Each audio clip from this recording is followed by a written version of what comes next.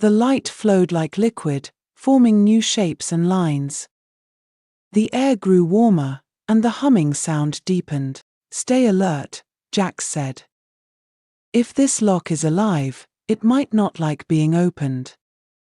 Elyra kept her bow at the ready, her eyes scanning the chamber.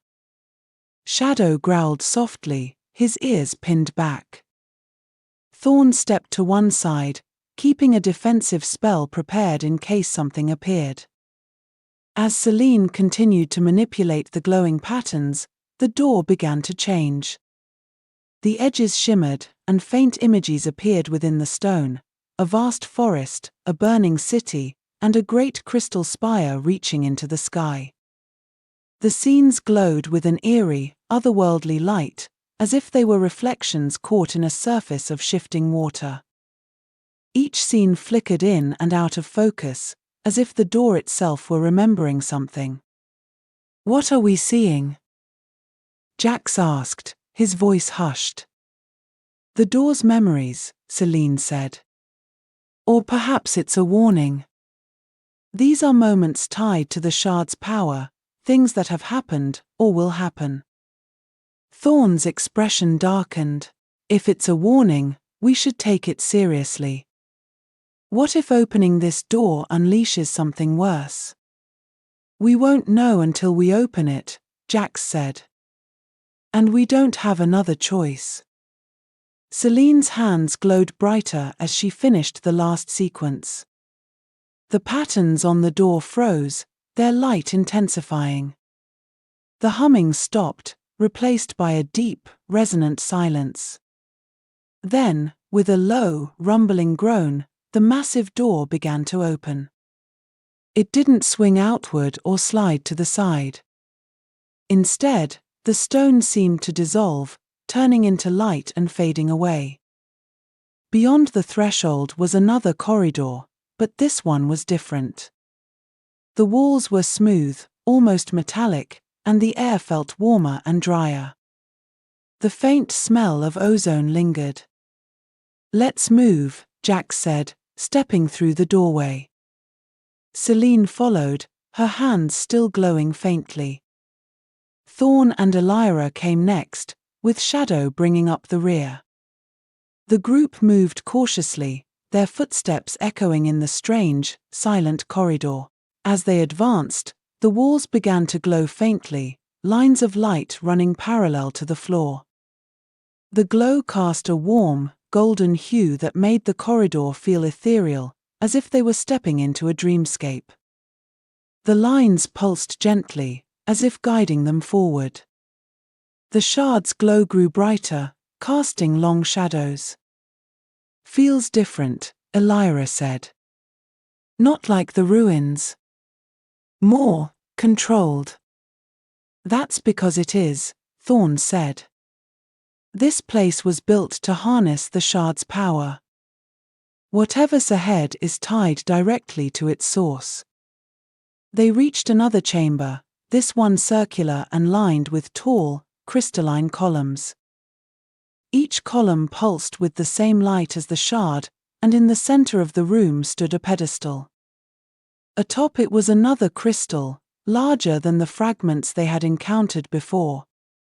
Selene stepped forward, her gaze fixed on the crystal. "This is it," she said. "The heart of the structure." Jax moved closer, the shard's light intensifying. "What do we do?" "We merge it," Selene said. "But we have to be ready. This much power won't just sit quietly." Elyra positioned herself near the entrance, her bow ready.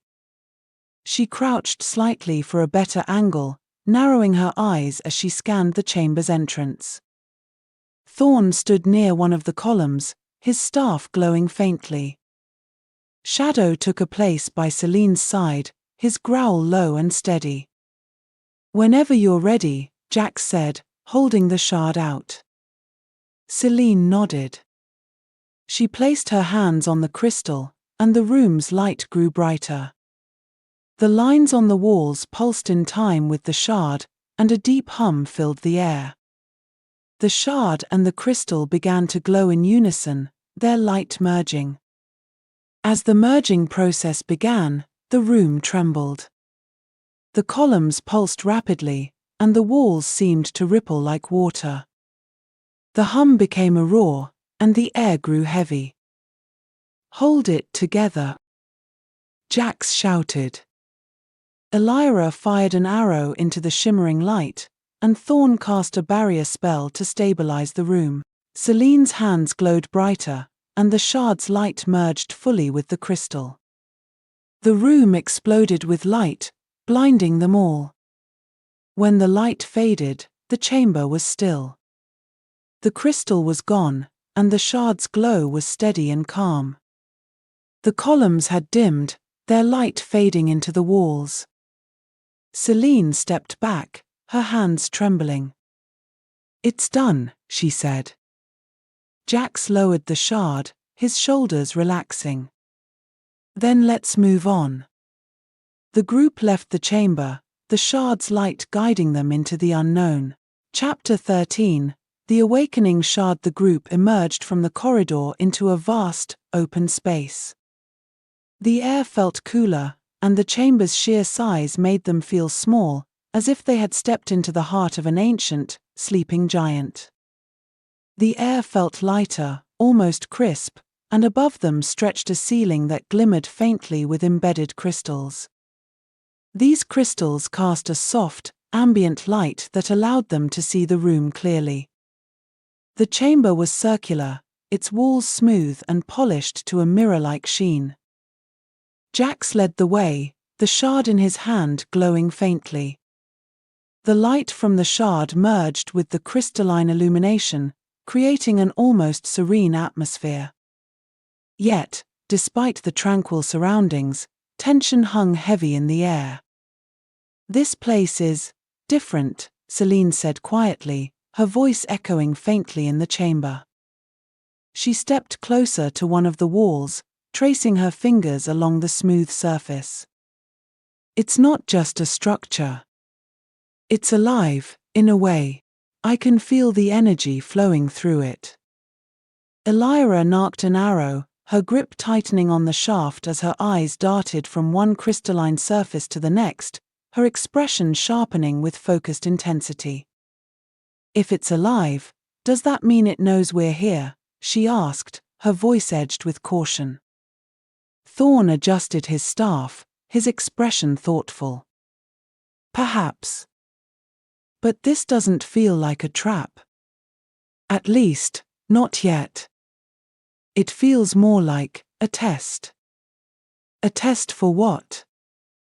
Jax asked, stepping further into the chamber. The shard pulsed softly in his hand, responding to the room's energy. "To see if we're worthy," Celine said. She turned away from the wall, her violet-lit hands now glowing brighter. "We're nearing the heart of the shard's power. Whatever this place is, it's protecting something important." Shadow trotted forward, his movements almost silent. His ears twitched at every faint sound, and his body remained low, his head dipping slightly as he surveyed the space around him with keen vigilance. The wolf sniffed the air, his ears twitching, but he showed no signs of distress. Instead, he sat near the center of the room, looking back at the group as if waiting for their next move.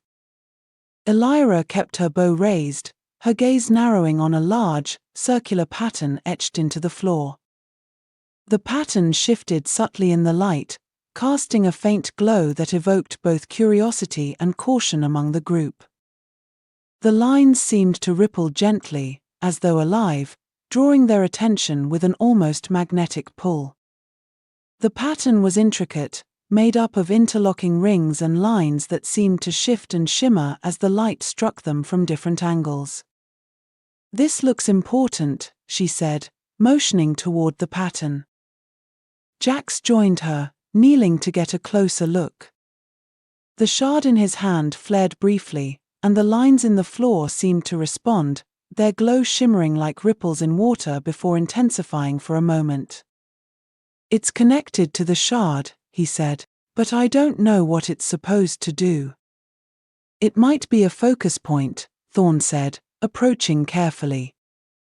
"A place where the shard's energy can interact with whatever is hidden here." "Then let's see what happens," Jax said. He placed the shard in the center of the pattern. As soon as it touched the floor, the room darkened slightly. The crystals above dimmed, and the etched pattern began to glow more brightly, pulsing in time with the shard's light.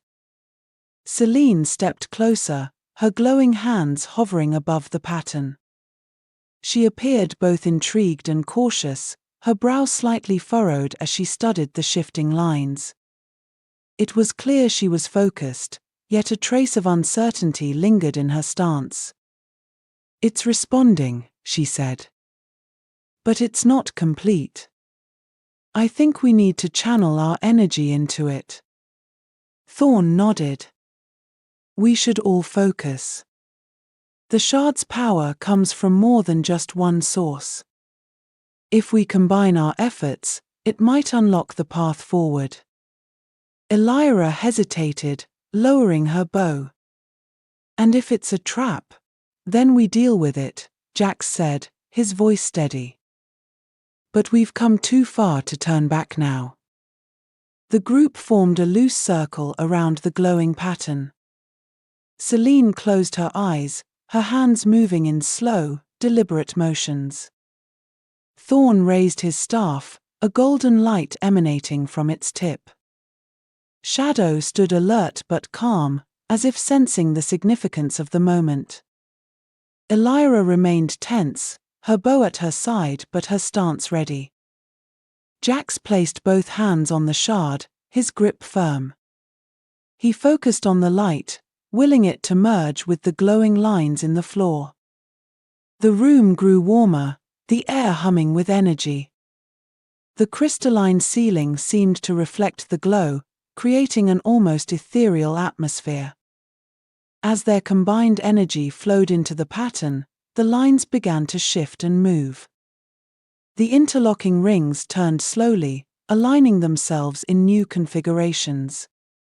A low, melodic hum filled the chamber, growing louder as the pattern's movements grew more complex. "I think it's working," Celine said, her voice steady but strained. "Keep going." The pattern glowed brighter, the lines weaving together like a living tapestry. The humming reached a crescendo, and then, with a final pulse of light, the pattern locked into place. The room fell silent, the crystals above glowing softly once more. Jax lifted the shard, its light steady and strong. "It's done," he said. But as the words left his lips, a deep rumble echoed through the chamber. The floor beneath them trembled, and the air grew heavy. In the center of the pattern, a column of light rose, shimmering with the same violet and golden hues as the shard. Celine stepped back, her hands glowing brighter. "Something's happening. Be ready." Elyra narked an arrow, her gaze locked on the column of light. Shadow growled softly, his ears flat against his head. Thorne raised his staff, his expression calm but alert. "This isn't over," he said. Jax tightened his grip on the shard, his eyes fixed on the column. "Stay focused," he said. "Whatever comes next, we face it together." The column of light shifted, its edges blurring as if it were no longer anchored to the floor. A low hum filled the air, vibrating faintly through their bodies and giving the chamber an almost living presence. The light pulsed rhythmically, creating a sensation that the entire room was breathing with them. The entire chamber seemed to hold its breath, and the air grew warmer, charged with a palpable energy that made their skin tingle. Celine stepped closer, her glowing hands raised defensively. "It's not attacking us," she said, her voice steady. "It's waiting." "Waiting for what?" Elyra asked, her bow still trained on the column. For us, Thorne replied. He moved closer, his staff glowing faintly. This is the heart of the shard's power. It's reacting to us. Our presence, our actions. Whatever comes next, we must face it as one. Jax nodded, his grip tightening on the shard. The column pulsed gently, its glow intensifying as he stepped forward. Then let's see what it wants. As he approached, the column of light began to split. A smaller tendril of energy extended toward each of them, stopping just short of their hands. The energy felt warm, almost welcoming, but also immense. It tingled against their skin like a gentle current of electricity, making their hands tremble slightly as if brushing against the edge of a greater power. Do we touch it? Selene asked, glancing at Jax. We don't have a choice, he said. It's not attacking. It's offering. One by one, they reached out. Jax was first, his fingers brushing the glowing tendril. The warmth spread through him, and for a moment, he saw something, a vision of the shard's past. A vast, shining city, its spires reaching into a golden sky, and at the center, a massive crystalline tower that pulsed with life. Selene followed, her hands steady. As she touched the light, her vision shifted to a battle, figures clad in shimmering armor, wielding blades of light, standing against a tide of darkness. The shard was there, its glow a beacon of hope and power. Thorne stepped forward, his face calm but determined.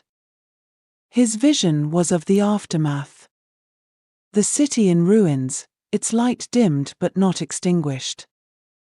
The shard remained, hidden, waiting for the day it would be needed again. Elyra hesitated, her hand hovering above the light. When she finally touched it, she saw a forest, a place of refuge and strength, where the shard's energy had been used to heal and protect.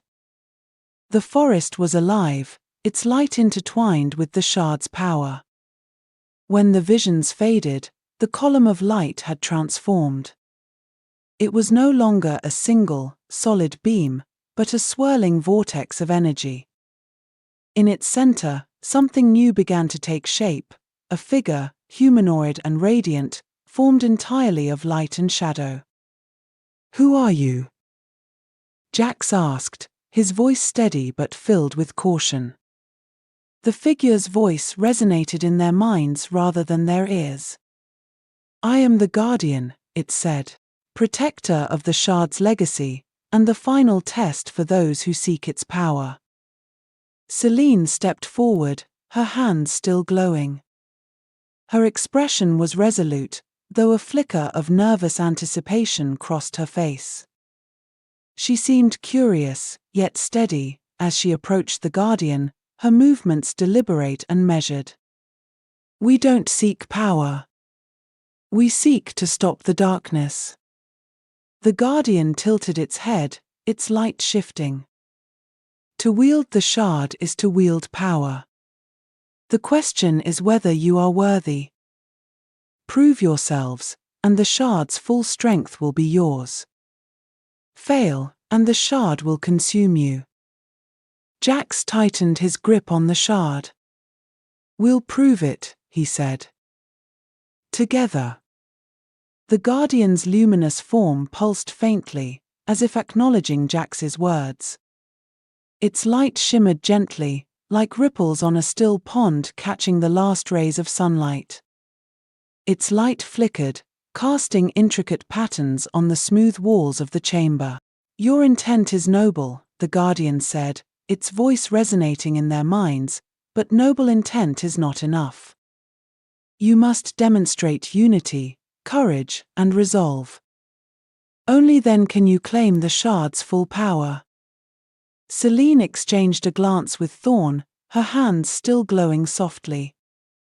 Thorne gave a brief nod, his expression calm and resolute, while Selene's glance revealed a mix of determination and slight concern.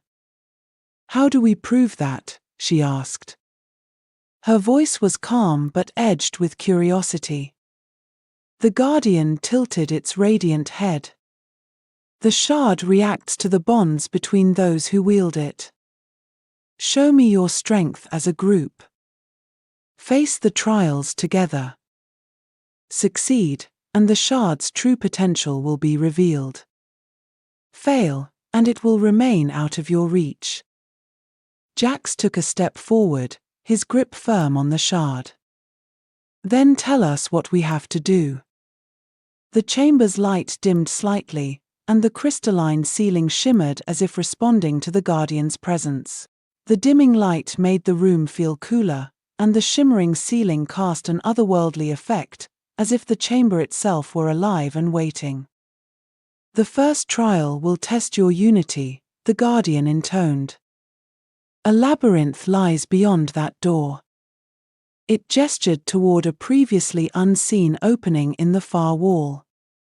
The air near the doorway shimmered, as if a barrier lay just beyond.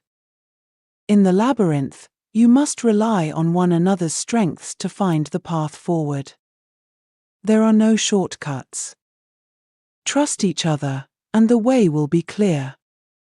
Elyra lowered her bow, her eyes narrowing. And if we don't trust each other? Then you will not find the path, the Guardian said simply. And the shard's power will remain dormant. Selene glanced at Jax, then Thorne and Elyra. We've come this far together. We can do this. Shadow padded to her side, his body low but his gaze steady. Thorne nodded, gripping his staff. We'll face it as a team, he said. Elyra hesitated a moment longer before giving a sharp nod. Let's get it over with. The Guardian's light pulsed once more, and the shimmering doorway opened. Enter when you are ready, it said. The shard will guide you. Jax led the way, holding the shard in front of him. The moment they crossed the threshold, the atmosphere shifted. The chamber's light faded, replaced by a dim, ethereal glow that seemed to emanate from the labyrinth's walls. The passageway was narrow and twisting, its smooth surfaces rippling faintly as if alive. Selene glanced over her shoulder, her hands glowing faintly. It feels different here. Thorne adjusted his staff. Stay close. The shard's light will guide us, but we need to keep moving. Elyra walked near the rear, her bow ready. This place feels wrong. Like it's watching us. Shadow trotted just ahead of Selene, his ears swiveling. The wolf paused at an intersection, sniffing the air. Jax held up the shard, and the light from it seemed to pulse toward one of the paths. Follow the shard's guidance, Jax said, stepping into the indicated passage. The others followed, their footsteps soft against the smooth floor. As they moved deeper into the labyrinth, the passages grew more complex. Narrow corridors gave way to wide chambers with intricate carvings. The faint glow from the shard illuminated scenes etched into the walls, battles, moments of triumph, and glimpses of a grand city that mirrored the vision Jax had seen before. What are these carvings? Elyra asked, her voice low. Selene studied them, her brow furrowing. They're memories. Fragments of the shard's history. This isn't just a maze. It's a record, a test of our understanding and our bond. Thorne stopped beside one carving, his hand brushing against it. And it's meant to remind us what's at stake. As they continued, the labyrinth's walls began to shift. Passages that had been open moments before now closed, while new ones appeared. The shard's light pulsed in a steady rhythm, growing brighter whenever they turned down the correct path. Its consistent pulse created a sense of reassurance,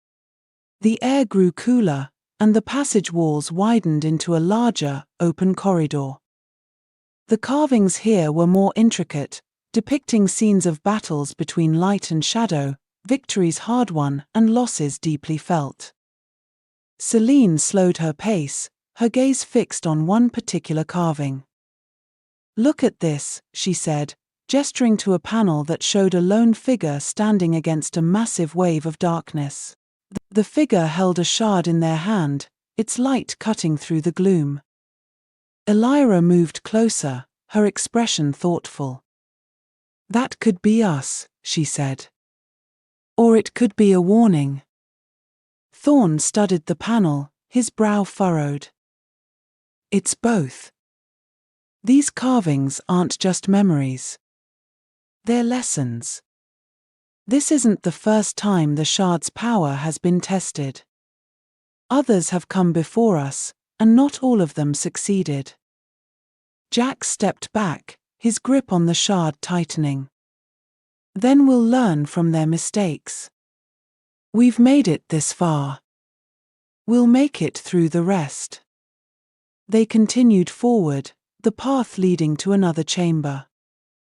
This one was darker, the carvings almost obscured by shadows that clung to the walls. The shard's light illuminated the center of the room, where a pedestal stood.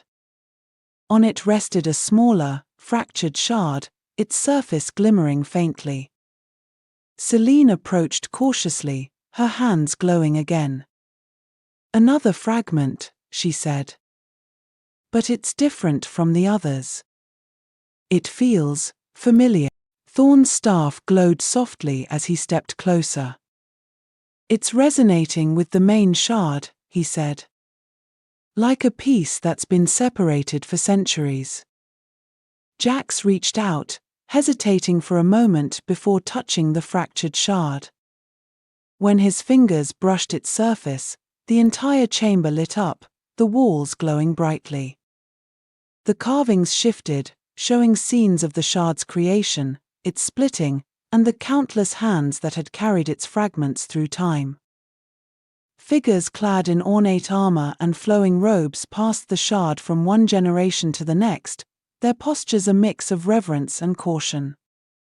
Some images depicted its use in battles, casting light to banish darkness, while others showed it hidden away in sanctuaries, surrounded by protective wards. The scenes hinted at both its immense power and the danger it posed if it fell into the wrong hands.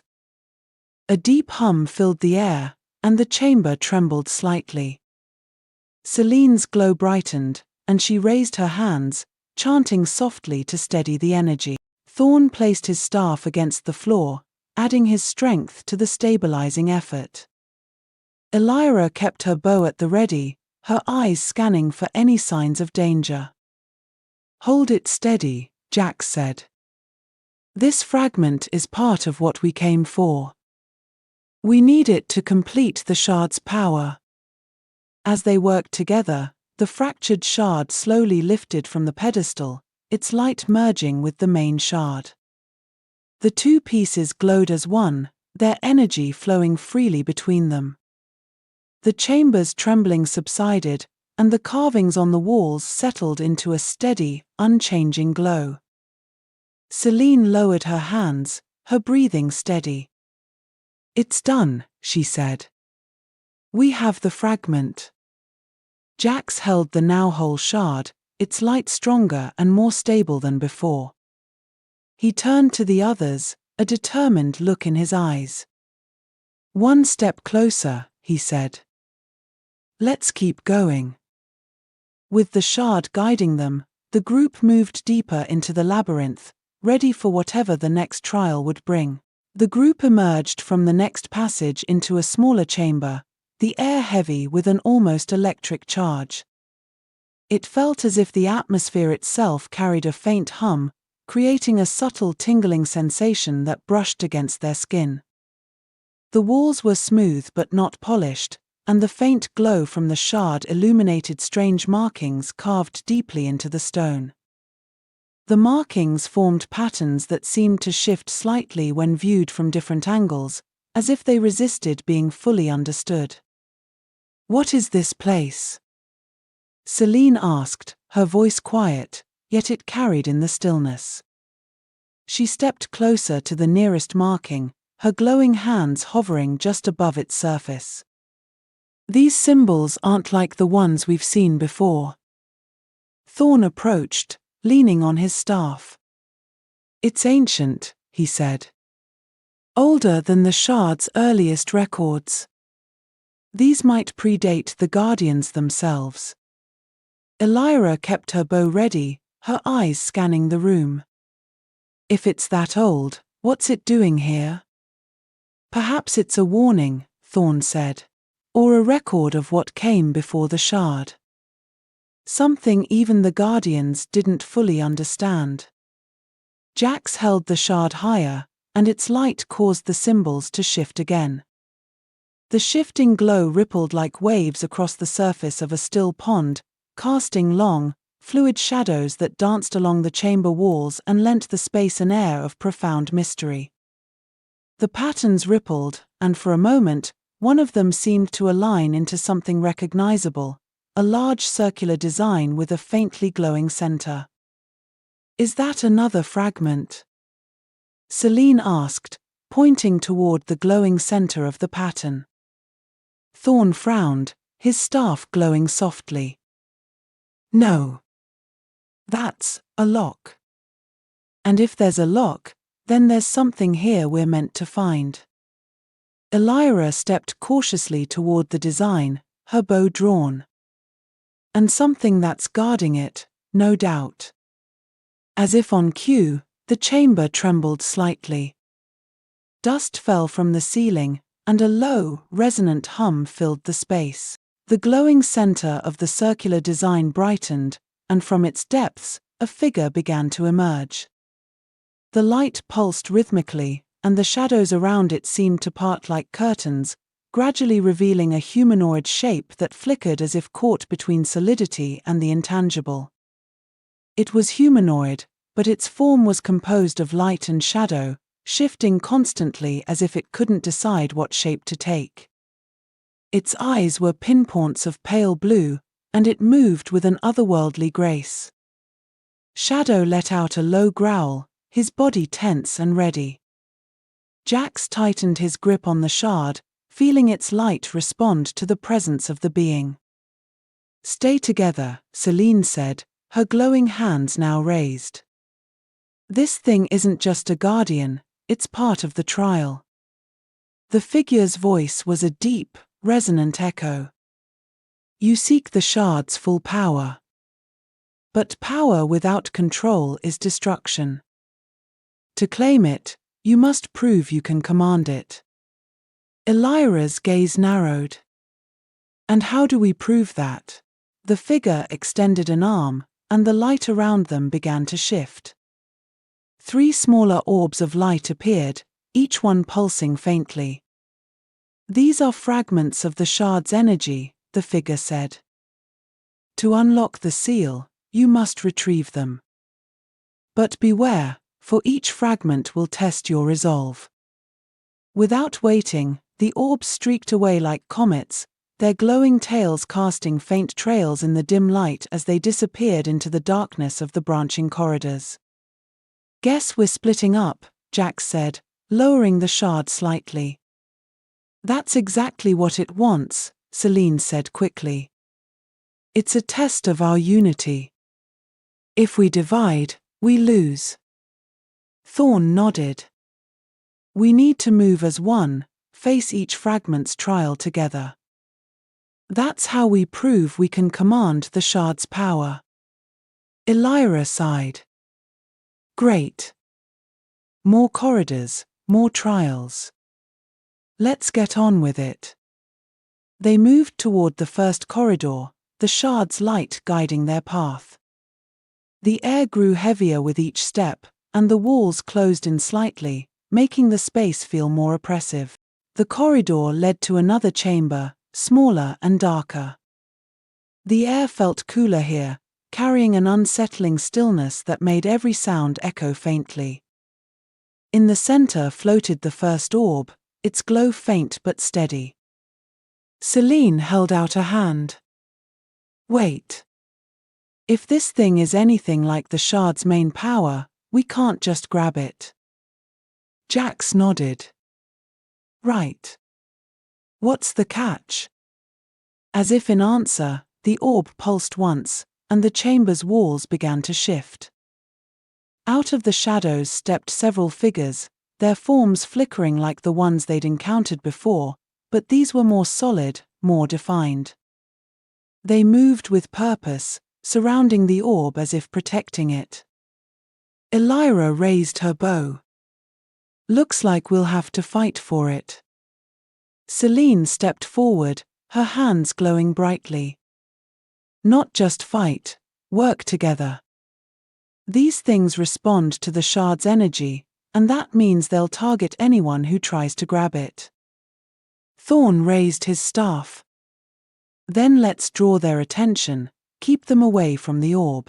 Jax, keep the shard's light on it. Elyra, take the high ground if you can. Celine, support us from the back. The group moved quickly into position. Elyra found a raised platform at the edge of the chamber and began firing arrows into the approaching figures. Celine chanted softly, her light creating barriers that slowed the figures' advance. Thorne's staff glowed brightly, sending out pulses of energy that disrupted their movements. Jax held the shard high, its light brightening as he approached the orb. The figures turned toward him, drawn by the shard's power. Shadow darted in and out of the fray, keeping the figures off balance. Celine's barriers held firm, giving Jax the chance to reach the orb. As Jax extended his hand, the orb flared brightly. The figures surged forward, but a final pulse from Thorne's staff sent them scattering. Jax's fingers brushed the orb, and it dissolved into a stream of light that merged with the shard. The chamber fell silent. One down, Elyra said, lowering her bow. 2 to go. The group exited the chamber, their footsteps echoing softly against the smooth stone walls. The air was still heavy with tension, though the shard's steady glow provided a sense of direction. Jax led the way, the shard's light casting faint reflections off the shifting patterns etched into the walls. Celine wiped her hands on her robes, her glow fading slightly. That wasn't as simple as it looked. These trials are more than just challenges, they're meant to exhaust us.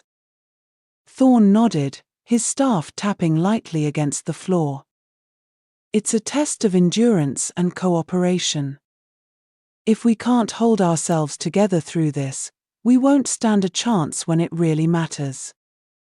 Elyra walked a few paces behind, her bow slung over her shoulder. She glanced back at the corridor they had left, her sharp eyes scanning for any sign of pursuit. So far, every step forward has been a trap. I don't expect that to change. Shadow kept close to Celine's side, his ears flicking at every faint sound. The wolf's low growl was a constant reminder of the unseen dangers that might lurk ahead. Jax glanced down at the shard in his hand. Its glow pulsed steadily, guiding them toward the next fragment. The second corridor was wider than the first, its walls covered in intricate carvings that depicted battles long past. Figures in flowing robes and glinting armor clashed against monstrous forms shrouded in darkness. The shard's light brought these scenes to life, casting long shadows that seemed to move as the group walked. Celine slowed her pace, studying one particularly detailed carving. "This one is different," she said, pointing to a figure that stood alone, holding a shard aloft. "It looks like a guardian." Thorne stepped closer, his eyes narrowing. "A guardian of the shard's fragments, perhaps. Each trial we face may represent one of them." Jax frowned, his grip tightening on the shard. Then we need to be ready for whatever comes next. These images aren't just decoration, they're warnings. The corridor led them to a larger chamber, its ceiling arched high above. In the center floated the second orb, its light casting a faint, flickering glow. Unlike the first chamber, this one was eerily silent. The air was thick, almost oppressive, and the walls seemed to hum faintly with stored energy. Celine raised a hand. Wait. Something's not right. Elyra unslung her bow, an arrow already narked. What now? The shard's glow dimmed for a moment, then flared brighter. The orb pulsed in response, and the humming walls grew louder. Out of the shadows emerged a single figure. It was humanoid, like the one they had encountered before, but its features were more distinct. It wore what appeared to be fragments of armor, and its eyes glowed a piercing white.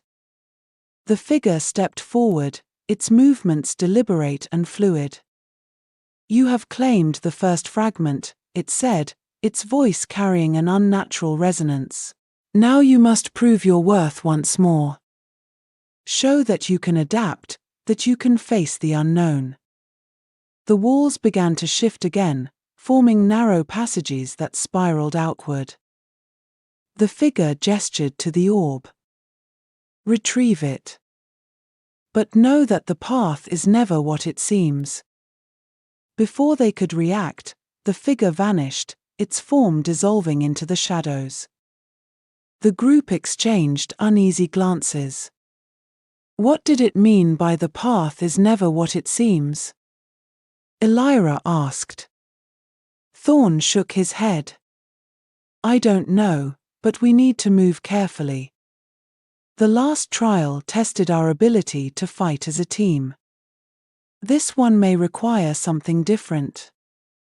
Jack stepped forward, the shard's light illuminating the nearest passage. "We'll stick together and follow the shard's guidance. No matter what happens, we don't split up." The group entered the first passage, the walls narrowing around them. The air grew colder, and faint whispers echoed from unseen sources. The passage twisted and turned, leading them through a maze of shifting walls and shadowed alcoves. Celine's glow brightened slightly as she cast a protective barrier around them. "These whispers, do you hear them? They sound like voices." Thorne nodded. "They're not real. Just the trial trying to unnerve us." Elyra glanced over her shoulder, her eyes sharp. "Not real or not, they're still creepy. Let's keep moving." As they rounded a corner, the orb's faint glow appeared in the distance. But before they could approach, the walls shifted again, cutting off their path and forcing them into another twisting corridor. The whispers grew louder, and the air grew colder. "This isn't just a maze," Celine said. "It's alive. It's reacting to us." Jax held the shard higher, its light flaring briefly. The whispers subsided for a moment, and the walls seemed to pause in their movement. "Then we keep pushing forward. The shard is our anchor." They navigated the maze, following the shard's light as it pulsed brighter with each correct turn. The orb remained elusive, its glow appearing and disappearing as the maze shifted. But the group remained united, each step guided by the shard's steady light. After what felt like hours, they reached the center of the maze. The orb floated before them, its glow strong and steady. Celine raised her hands, her light forming a protective barrier as Jax approached. Elyra stood ready, her bow trained on the shadows, and Thorne's staff emitted a steady glow that illuminated the chamber. Jax reached out, his fingers brushing the orb's surface. It dissolved into a stream of light that merged with the shard, and the maze fell still. The whispers ceased, and the walls returned to their original positions. 2 down, Jax said, his voice steady. 1 more to go. The group exchanged weary but determined glances.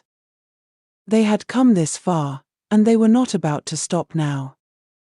Steeling themselves, they turned toward the final corridor. As they moved, the atmosphere changed once again. The air felt warmer, tinged with a faint metallic scent. The walls, once rough-hewn and shifting, were now polished and smooth, reflecting the shard's glow in odd, disorienting angles.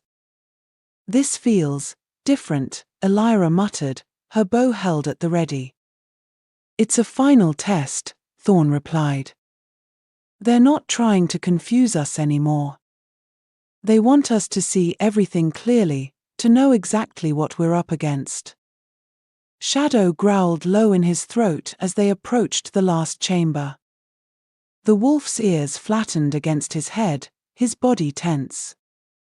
Selene placed a hand on his back, whispering softly to calm him. The chamber was vast, larger than the others they'd encountered. Its floor was covered in a mosaic of shimmering tiles that formed a starburst pattern, and at its center floated the third orb.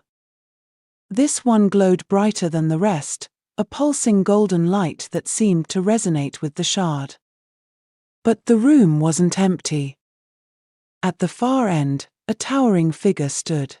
It was unlike the previous entities. This one was fully formed, with armor that gleamed like molten gold and eyes that burned like miniature suns. In its hand, it held a long, curved blade made of the same glowing material. "This must be the final guardian," Selene said, her voice calm but firm. The guardian stepped forward, its footfalls echoing against the tiles. "You have proven unity, resolve, and adaptability," it said, its voice like a low rumble of thunder. "But to claim the shard's full power, you must show one final quality: sacrifice." "Sacrifice?" Jax asked, frowning. "The shard's power is not without cost," the guardian replied. "One among you must willingly forego the shard's light. Only then can its true potential be realized." The group exchanged uneasy glances. Selene's hands dimmed as she looked down at her glowing fingers. Thorne's grip on his staff tightened, and Elyra's knuckles whitened around her bowstring. Even Shadow seemed to sense the gravity of the moment, sitting back on his haunches with a low whine. Jax took a deep breath, holding the shard up so its light reflected off the polished walls. "What happens if we don't choose?" The guardian's glowing eyes flared. "Then the shard will remain incomplete. You will fail, and its power will be forever beyond your reach."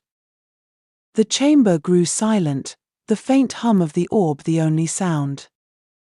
Finally, Selene stepped forward, her glowing hands raised. "If we're going to win this fight, if we're going to save what's left of our world, then we can't hesitate." She looked back at the others. "We do this together, but we have to decide now." Before anyone else could speak, Elyra lowered her bow. "I'll do it," she said. Her voice was steady, but her expression betrayed a hint of fear. "I'll step back. The shard doesn't need me." "Elyra," Jax began, but she cut him off. "I'm not leaving," she said firmly. "I'll fight with you, no matter what. But if someone has to give up the shard's power, it's me." The guardian nodded slowly. "Then step forward, and place your hand upon the orb."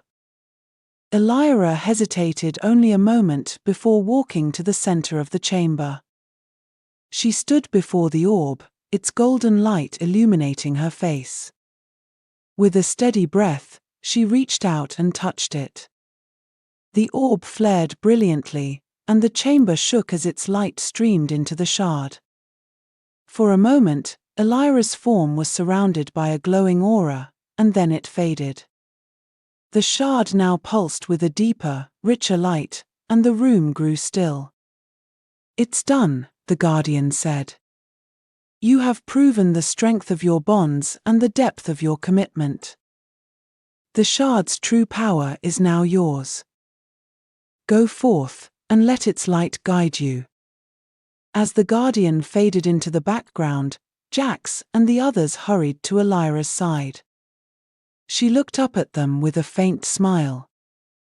"I'm fine," she said. "Let's finish this." Together, the group turned toward the exit, the shard glowing brightly in Jax's hand. They had passed the trials, proven their worth, and now carried the shard's full power. But the hardest part of their journey was still ahead. The corridor narrowed sharply as they pressed forward, forcing them to walk in single file. The shard's glow cast long, flickering shadows, and the air felt heavier with each step. It heightened their focus, narrowing their attention to every subtle sound and movement. Yet, it also brought a sense of isolation, as if the shadows themselves were closing in and the weight of the air was pulling them into silence. The walls seemed to close in, and even the faint hum of the shard's energy did little to dispel the oppressive silence. "We must be close," Thorne said quietly, his voice barely more than a whisper. His staff glimmered faintly, reflecting the shard's light. "The Guardians wouldn't let us pass this far without a final test." Selene nodded, though her glowing hands were dimmer than before. Her expression showed quiet determination, but there was a subtle hint of weariness in her movement, as if the long journey was beginning to take its toll. "I can feel it too," she said. "There's something ahead, something waiting for us." Shadow moved cautiously at Jax's side, his ears twitching at every faint sound. His growl carried a low rumble, as if warning them to stay alert, while the faint noise he reacted to resembled a distant, almost inaudible whisper. Elyra followed at the rear, her bow ready, her gaze darting back and forth. She didn't speak, but her tension was palpable. The corridor ended abruptly, opening into a vast chamber that dwarfed the others they had encountered. The ceiling was lost in shadow, and the walls curved inward, forming a perfect circle around them. In the center of the room stood an intricate pedestal, carved with swirling patterns that glowed faintly. Atop it floated the final orb. Jax raised the shard, its light illuminating the space. "That's it," he said. "The last fragment." As if responding to his words, the chamber began to hum. The pedestal's glow brightened, and the air grew thick with energy. The walls shimmered, revealing faint outlines of figures, guardians, or perhaps echoes of those who had come before. "Everyone stay close," Selene said. Her voice was steady, but there was an edge to it. "This won't be easy." The outlines grew clearer, solidifying into forms that stepped forward. Their movements were smooth yet deliberate, gliding gracefully over the chamber's floor, with each step casting faint echoes that resonated through the vast space. Each one was distinct, some clad in ancient armor, others shrouded in flowing robes. Their faces were hidden behind glowing visors or masks, their bodies radiating a faint golden light. Thorne gripped his staff tightly. "They're testing us," he said. "They want to see if we've learned anything from the trials." The figures formed a circle around the group, their presence overwhelming. The pedestal's glow pulsed in time with the shard's light, and the air grew colder. Shadow growled low in his throat, his fur bristling. Jax took a step forward, the shard held high. "We've come this far together," he said. "If they want a test, we'll face it."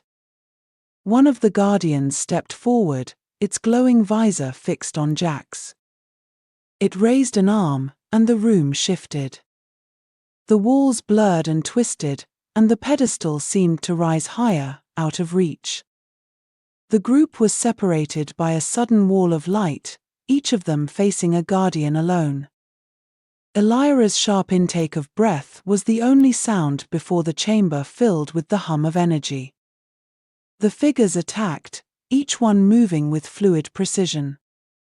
Selene deflected a strike with her glowing hands, her light surging to form a protective barrier.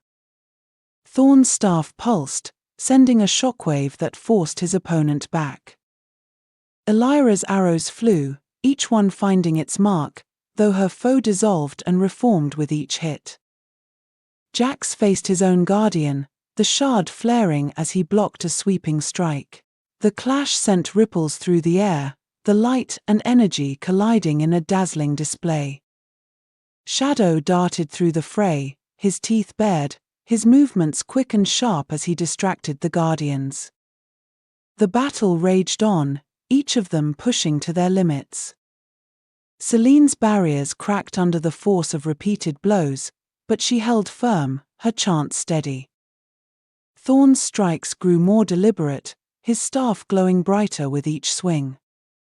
Elyra's quiver emptied, her hands moving to her blades as she continued the fight.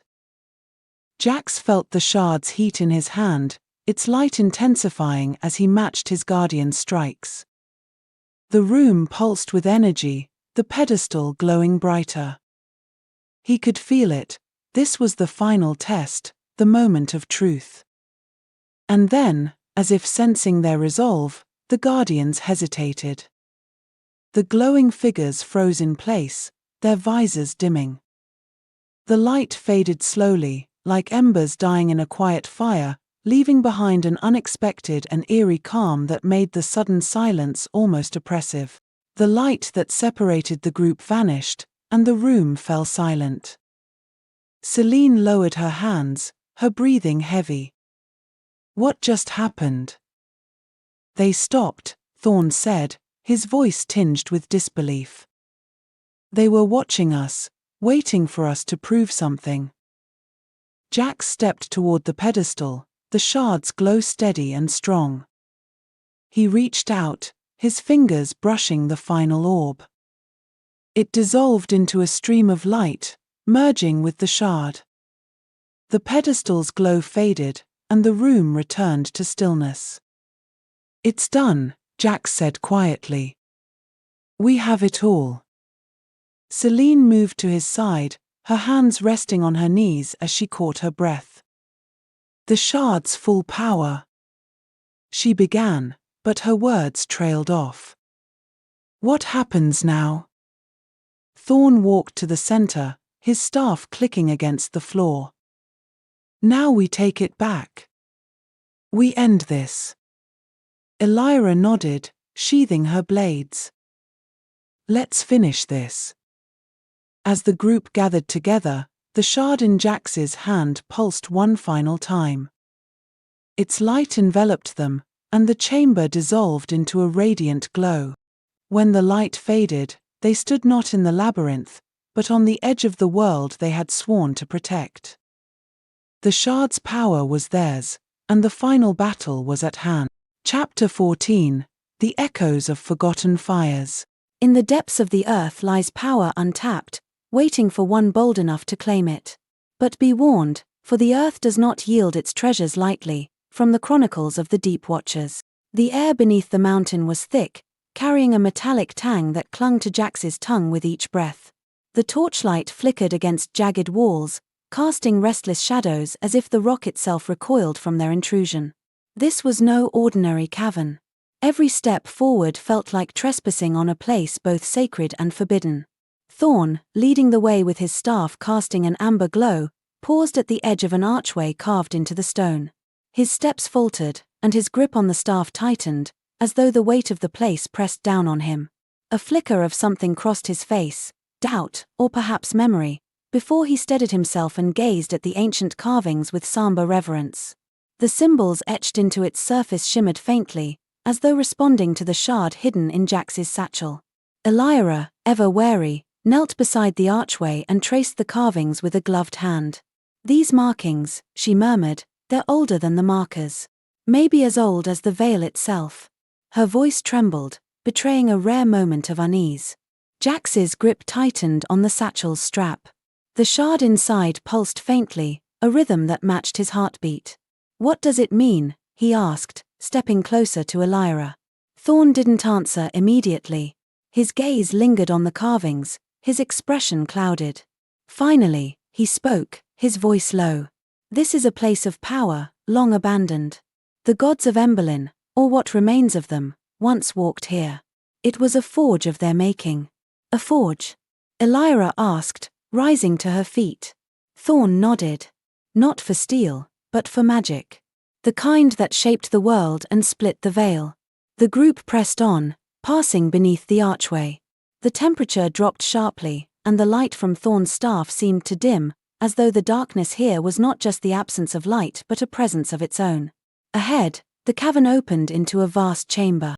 Its walls were lined with crystalline formations that radiated a faint, golden light, illuminating a central dais. Atop the dais lay a broken anvil, its surface cracked and scorched, as though it had borne the weight of something immeasurable. This was no ordinary relic, it was a remnant of creation, a tool the gods had used to forge the very foundations of Emberlin, and, perhaps, its undoing. The scorch marks whispered of a moment when divine unity fractured, the heat of their discord leaving scars on this ancient altar. What had once been a symbol of their collective will now stood as a testament to their failure, a silent echo of the fire that had both shaped and divided them. Around it were scattered fragments of what looked like melted metal, their edges still glowing faintly as if they had never cooled. "This was the Ember Forge," Thorne said, his voice reverent. "Where the gods worked their will upon the shards." Jax felt the shard pulse more strongly, its rhythm quickening as he approached the dais. Visions flickered at the edge of his consciousness, flames roaring, shadows twisting, voices raised in a chorus of creation and destruction. He stumbled, and Elyra caught his arm. "You're hearing them, aren't you?" she asked, her eyes searching his face. Jax nodded. "They're angry. Afraid." "Not angry," Thorne corrected. "Desperate. This forge was abandoned because the gods themselves were fractured. What you feel is the echo of their last stand." Jax stepped onto the dais, his heart pounding. He reached into his satchel and drew out the shard. Its light filled the chamber, casting golden rays that danced across the crystalline walls. The broken fragments on the floor responded, vibrating with a low hum. "This place is a tether," Thorne said, stepping closer. "The shard remembers. And through it, the gods might remember too." "Remember what?" Jax asked, his voice barely above a whisper. Thorne's gaze darkened. "Who they were. And what they lost." Before Jax could respond, a low rumble shook the chamber. The light from the shard flared, and the crystalline walls began to shimmer. Figures formed within the crystals, their shapes shifting and flickering as though caught between worlds. Each figure radiated an aura of immense power, their outlines shimmering like heat waves on a summer's horizon. Some appeared almost human, cloaked in faint, glowing robes, while others were far more alien, their forms elongated or fractured, suggesting beings forged from magic itself. The shard's light seemed to tether them, connecting their existence to its pulsing energy, as if it had summoned these echoes from the depths of time itself. Voices echoed, overlapping and indistinct, but one word cut through the cacophony: Phoenix.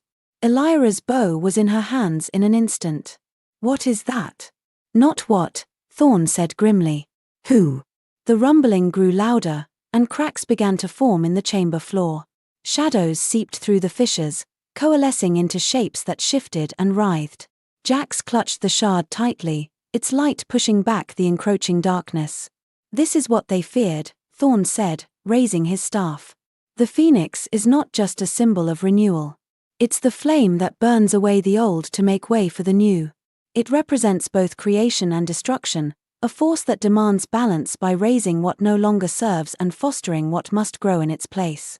The gods feared it not for its power alone, but for the truths it laid bare, truths that no realm, no veil, could remain untouched by its judgment."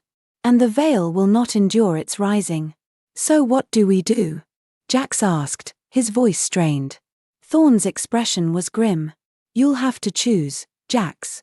To awaken it, or to let it sleep. The echoes in the chamber grew louder, resonating through Jax's bones. He gritted his teeth as the shard in his hand began to glow with an intensity that bordered on pain. Elyra's hand was on his shoulder, steadying him. Whatever this phoenix is, it's not going to wait for us to decide, Elyra said, her voice cutting through the chaos. The shadows coalesced into a humanoid form, its shape shifting and twisting as though it couldn't decide what it wanted to be.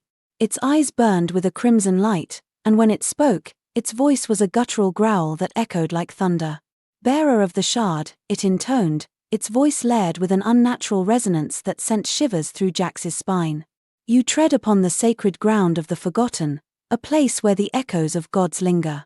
I am a fragment of what was, a memory bound to the veil, watching over the remnants of creation's fire. State your purpose. Jax swallowed hard, his mouth dry. I don't know. We came to learn, to understand the shard and what it means. The figure's eyes narrowed, and its voice dripped with disdain. Ignorance. The bane of mortals. You wield power beyond comprehension and yet stumble blindly in the dark. We're trying to stop the veil from collapsing, Elyra snapped, stepping forward with her bow still drawn. Whatever this place is, we're here to protect it. The figure's gaze shifted to her, and for a moment, the air grew unbearably heavy. Protect it, it repeated, almost mockingly. You cannot protect what you do not understand. The phoenix is awakening. And when it does, even the gods will tremble. The ground beneath their feet began to shift, the cracks widening as molten light seeped through. Jax looked at Thorne, his heart pounding. What happens if it awakens? Thorne's face was grim. The veil will shatter. The balance will be undone. And Emberlyn. He trailed off, his eyes distant. Emberlyn will burn. Jax stared at the shard in his hand, its light pulsing with a desperate rhythm. The visions it showed him grew clearer, a land consumed by fire, a figure rising from the ashes, and a chorus of voices crying out in both anguish and triumph. His chest tightened as he realized the truth. The phoenix wasn't just a force of destruction. It was a reckoning, a force that demanded change, no matter the cost. We can't let that happen, Jax said, his voice barely above a whisper. Then you must choose, the shadowy figure said, its form flickering like a dying flame. To wield the shard is to carry the burden of choice. Awaken the phoenix, and the veil will crumble. Keep it dormant, and the chaos within will fester until it consumes you all. Jax closed his eyes, the weight of the shard pressing down on him. He thought of his village, of Elyra and Thorne, of everything they had fought for. The path ahead was unclear, but one thing was certain, whatever choice he made, the world would never be the same. The rumbling beneath their feet grew stronger, and the molten glow seeping through the fissures painted the chamber in shades of gold and red. Jax stood frozen, the shard's pulsing light a steady rhythm that reverberated through his entire body. The shadowy figure before him, flickering and fractured, tilted its head in a gesture that felt almost inquisitive, almost mocking. The burden of choice, mortal, the figure intoned again. Its fractured form seemed to ripple, as though it drew power from the very air around it. I am the remnant of a will that once burned brighter than the stars, bound to the phoenix and the flame it guards. Your choice will awaken what even the gods feared to face. Its voice, layered and resonant, seemed to come from both within the chamber and from far beyond it. Few are given such power. Fewer still wield it wisely. Elyra tightened her grip on her bow, her knuckles white against the wood. This thing doesn't just want us to decide. It's testing us. Thorne's staff struck the ground sharply, its amber light flaring in defiance of the growing shadows. It's not merely a test, he said. This is a reckoning. The phoenix's power isn't simply lying dormant. It's waiting, coiled and ready to consume everything if released too soon. The crystalline walls of the chamber pulsed faintly, as if echoing Thorne's words. Jax's gaze shifted from the figure to the shard in his hand. Its light felt heavier now, more insistent, as though it were trying to communicate with him directly. He didn't know if it was urging him forward or warning him to stop. What happens if we leave? Jax asked, his voice trembling. The shadowy figure's eyes flared crimson, and it stepped forward, its form distorting with every movement. You cannot leave unchanged, it said. This place has bound itself to you. The choice follows, no matter where you go. Elyra muttered a curse under her breath, her bow aimed squarely at the figure's center. I don't trust this thing. It wants something from us, and it's not just a choice. It's feeding off this. Thorne nodded grimly. The remnants of creation's fire, they are not pure. They hunger. That hunger can be manipulated, just as the phoenix can be manipulated. This trap was not born of chance, it was forged in an age long forgotten, perhaps by those who sought to harness the phoenix's power and failed. Whatever their intentions, the fire's hunger outlived them, waiting, preying on those who dare tread this ground. Jax took a step back, his boots scraping against the dais. The shadows in the cracks below him seemed to writhe, alive and waiting. Then what do we do? If leaving isn't an option, and waking the phoenix could destroy everything. The shard holds answers, Thorne said, his gaze steady on the artifact in Jax's hand. But it won't give them willingly. You'll need to connect with it, truly connect, to understand its will. How? Jax asked, his pulse racing. Through fire, Thorne said simply. Elyra turned to Thorne, her eyes narrowing. What kind of fire? Thorne didn't answer directly. Instead, he pointed his staff at the molten light pooling in the cracks around the dais. This fire is not merely heat. It's a fragment of the phoenix's essence. It will burn away all that you are not. If you can endure it, you will glimpse the truth. And if I can't? Jax asked, his voice barely audible. Thorne's expression didn't waver. Then the shard will choose another. Elyra took a step closer to Jax, her expression fierce. There has to be another way. This sounds like a death sentence. It is the only way, Thorne said, his voice quiet but firm. The shard will not bend to willpower alone. It demands understanding, and understanding requires sacrifice. Jax stared at the shard, its light now pulsing in time with the molten glow beneath him. The visions it had shown him, of fire and ash, of voices crying out in anguish and triumph, flashed through his mind again. His hands trembled, but he forced them steady. If this is what it takes to protect Emberlyn, he said, his voice resolute, then I'll do it. Jax, no, Elyra said sharply, grabbing his arm. You don't know what this will do to you. I have to, he said, meeting her gaze. If I don't, we'll never know what we're truly up against. And if the phoenix wakes on its own, without anyone to guide it. He shook his head. I won't let that happen. The shadowy figure stepped back, its form flickering. The Shardbearer has chosen, it said, its tone almost approving. Step forward, mortal, and face the fire of creation.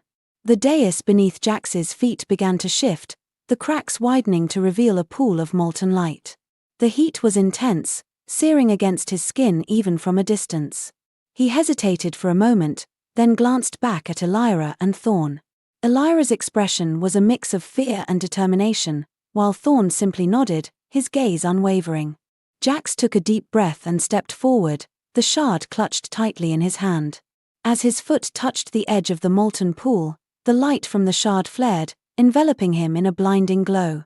The last thing he heard before the fire consumed him was Elyra's voice, calling his name. Pain. It was the first sensation that registered, an all-encompassing heat that seared through Jax's body. It clawed at his skin and burrowed into his bones, relentless and unyielding. But as the fire burned, it didn't destroy. It stripped away, layer by layer, peeling back his very essence. Memories surged to the forefront, his mother's lullabies blending with the echo of his father's laughter. Fears loomed large, the moment he'd seen the village burn, the helplessness that had choked him. Doubts emerged, dark and unrelenting, whispering of his inadequacies. The flames didn't simply reveal them, they consumed them, leaving his soul raw and exposed. And in that unbearable exposure, a fragile clarity began to take shape. He saw his village, the faces of those he'd left behind, their smiles and their tears. He saw his parents, their hands rough from work but gentle as they held him. He saw Elyra, her fierce loyalty and the walls she built around her own pain. And then he saw himself, standing alone in the middle of a vast, empty place. The shard hovered before him, its light now calm and steady. "What are you?" he asked, his voice echoing in the emptiness. The shard's light flickered, and a voice answered, not with words but with feeling. It was a presence, ancient and knowing, that wrapped around him like a warm embrace. "I am choice. I am burden. I am hope." Jax reached out, his hand trembling, and touched the shard. The moment his fingers made contact, the emptiness around him shattered, replaced by a vision of Emberlyn, not as it was, but as it could be. A land healed, its people united, the veil restored, with light spilling across every corner of the realm. Yet, alongside it came another vision, a land consumed by fire, the veil torn asunder, and the shadows devouring all, leaving only ashes and silence. The duality lingered in his mind, and he knew these were not mere possibilities, they were warnings. Every choice he made from this moment would tip the scales. The shard pulsed again, urging him forward, as though reminding him that hope and ruin rested in his hands. "I don't understand," Jax said. "How do I stop this?" The presence of the shard pulsed gently, as though comforting him. "You do not stop it. You shape it." The fire around him began to fade, and Jax felt himself being pulled back. The shard's light dimmed, but its warmth remained, a steady pulse against his chest. When his eyes opened, he was lying on the dais, Elyra's face hovering above him, her expression a mixture of relief and anger. "You're an idiot," she said, her voice trembling. "But you're alive." Jax managed a weak smile. I think I understand now." Thorne stepped forward, his gaze sharp. "And what did you see?" Jax sat up, clutching the shard tightly. "I saw what could be. Both the best and the worst of it. The Phoenix, it's not just a force. It's a mirror, showing us what we truly are. And now we have to decide if we're ready to face that truth." The shard pulsed faintly in Jax's hand, its light no longer blinding but steady, as if in agreement. Thorne's gaze lingered on the shard, his expression a mix of awe and weariness. "The Phoenix is a reckoning," he said softly. "Not just for the veil, but for us all. Whatever it reveals, it will demand something of us." Elyra crouched beside Jax, her hand resting lightly on his shoulder. "You don't have to bear this alone," she said firmly. "Whatever comes next, we face it together." Jax nodded, his eyes meeting hers. "We'll need to," he said. "Because this is just the beginning." The ground beneath the dais shuddered once more, and the molten light in the fissures began to fade. The shadowy figure that had loomed so ominously moments before now stood silent, its form flickering as though it, too, had been changed by what had transpired. For a brief moment, its crimson eyes softened, and it inclined its head toward Jax. "The Shardbearer has chosen well," it said, its voice quieter now, almost reverent. "May your path lead to balance, a harmony born from wisdom and sacrifice. Or to the fire that cleanses all, a force that spares no deceit, no shadow, leaving only the truth of what was meant to endure. Choose carefully, for the Phoenix judges all, even those who believe themselves beyond its reach." With those final words, the figure dissolved into the shadows, leaving only the faint hum of the shard and the stillness of the chamber. Jax pushed himself to his feet, feeling the weight of the shard settle more heavily in his grasp. "Let's go," he said, his voice steady despite the whirlwind of thoughts and emotions inside him. "We have a lot to do." As they turned to leave, the crystalline walls of the chamber shimmered one last time, reflecting not just light but the faintest echo of flames. The Phoenix, though dormant for now, had stirred, and its presence would not go unnoticed.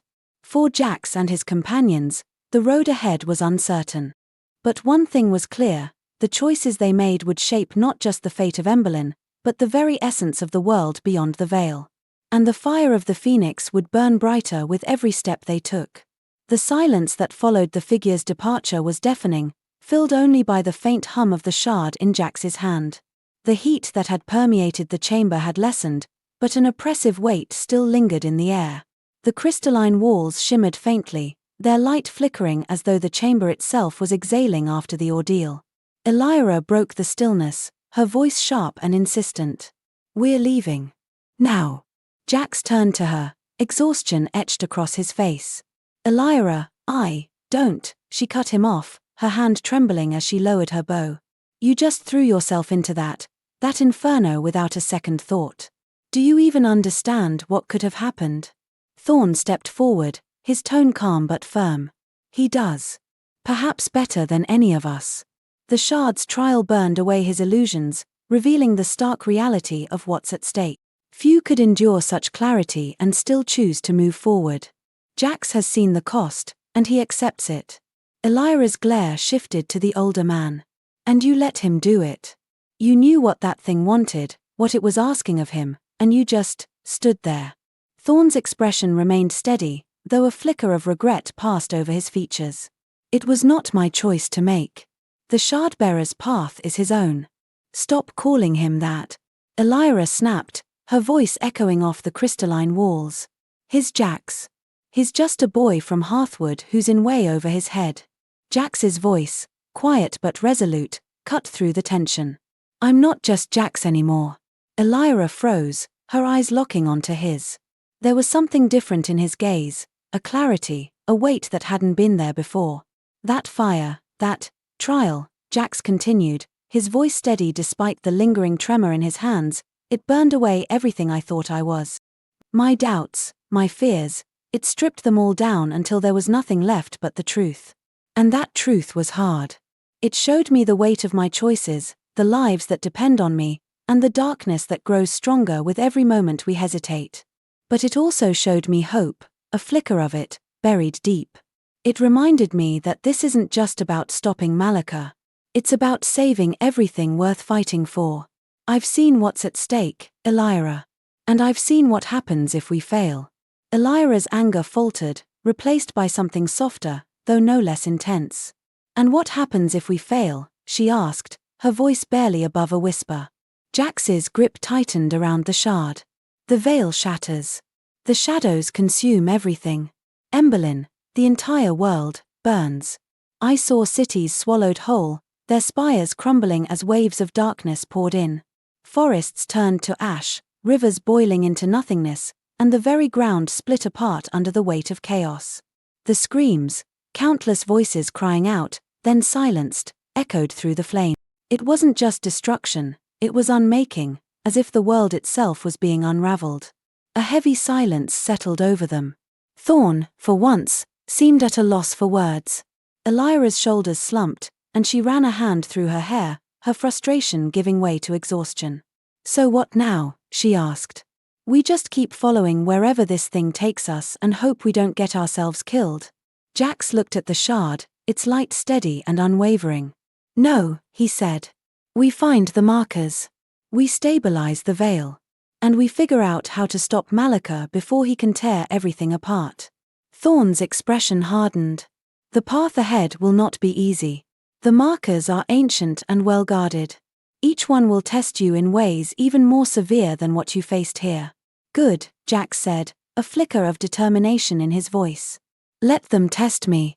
If this is what it takes to protect Emberlin, then I'll face whatever's ahead. Elyra sighed, slinging her bow over her shoulder. Well, I guess I'm stuck with you, then. Someone has to keep you from doing something stupid. A faint smile touched Jax's lips. I'd be lost without you. Don't you forget it, she shot back, though her tone was lighter now, the tension between them easing. Thorne nodded, his gaze shifting to the chamber's exit. We should move. The Phoenix's stirrings will not go unnoticed. Malika's agents may already be aware of what transpired here. The mention of Malika sent a chill through the group. Jax's jaw tightened, and he felt the shard pulse faintly in his hand, as if in warning. Without another word, they began their ascent, the glow of the molten chamber fading behind them. The path back to the surface was steep and treacherous, the air growing colder with every step. The oppressive heat of the chamber was replaced by a biting chill that seeped into their bones. Elyra's sharp eyes scanned the shadows ahead, her bow at the ready, while Thorne walked in silence, his staff casting a faint glow to light their way. Jax, bringing up the rear, felt the weight of the shard more acutely now. It wasn't just an artifact or a weapon. It was a responsibility, one that pressed down on him with every step. The visions he had seen, the fire,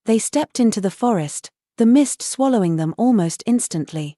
The air grew cooler, and the faint sunlight above dimmed to a muted glow, as though the forest itself had swallowed the sky.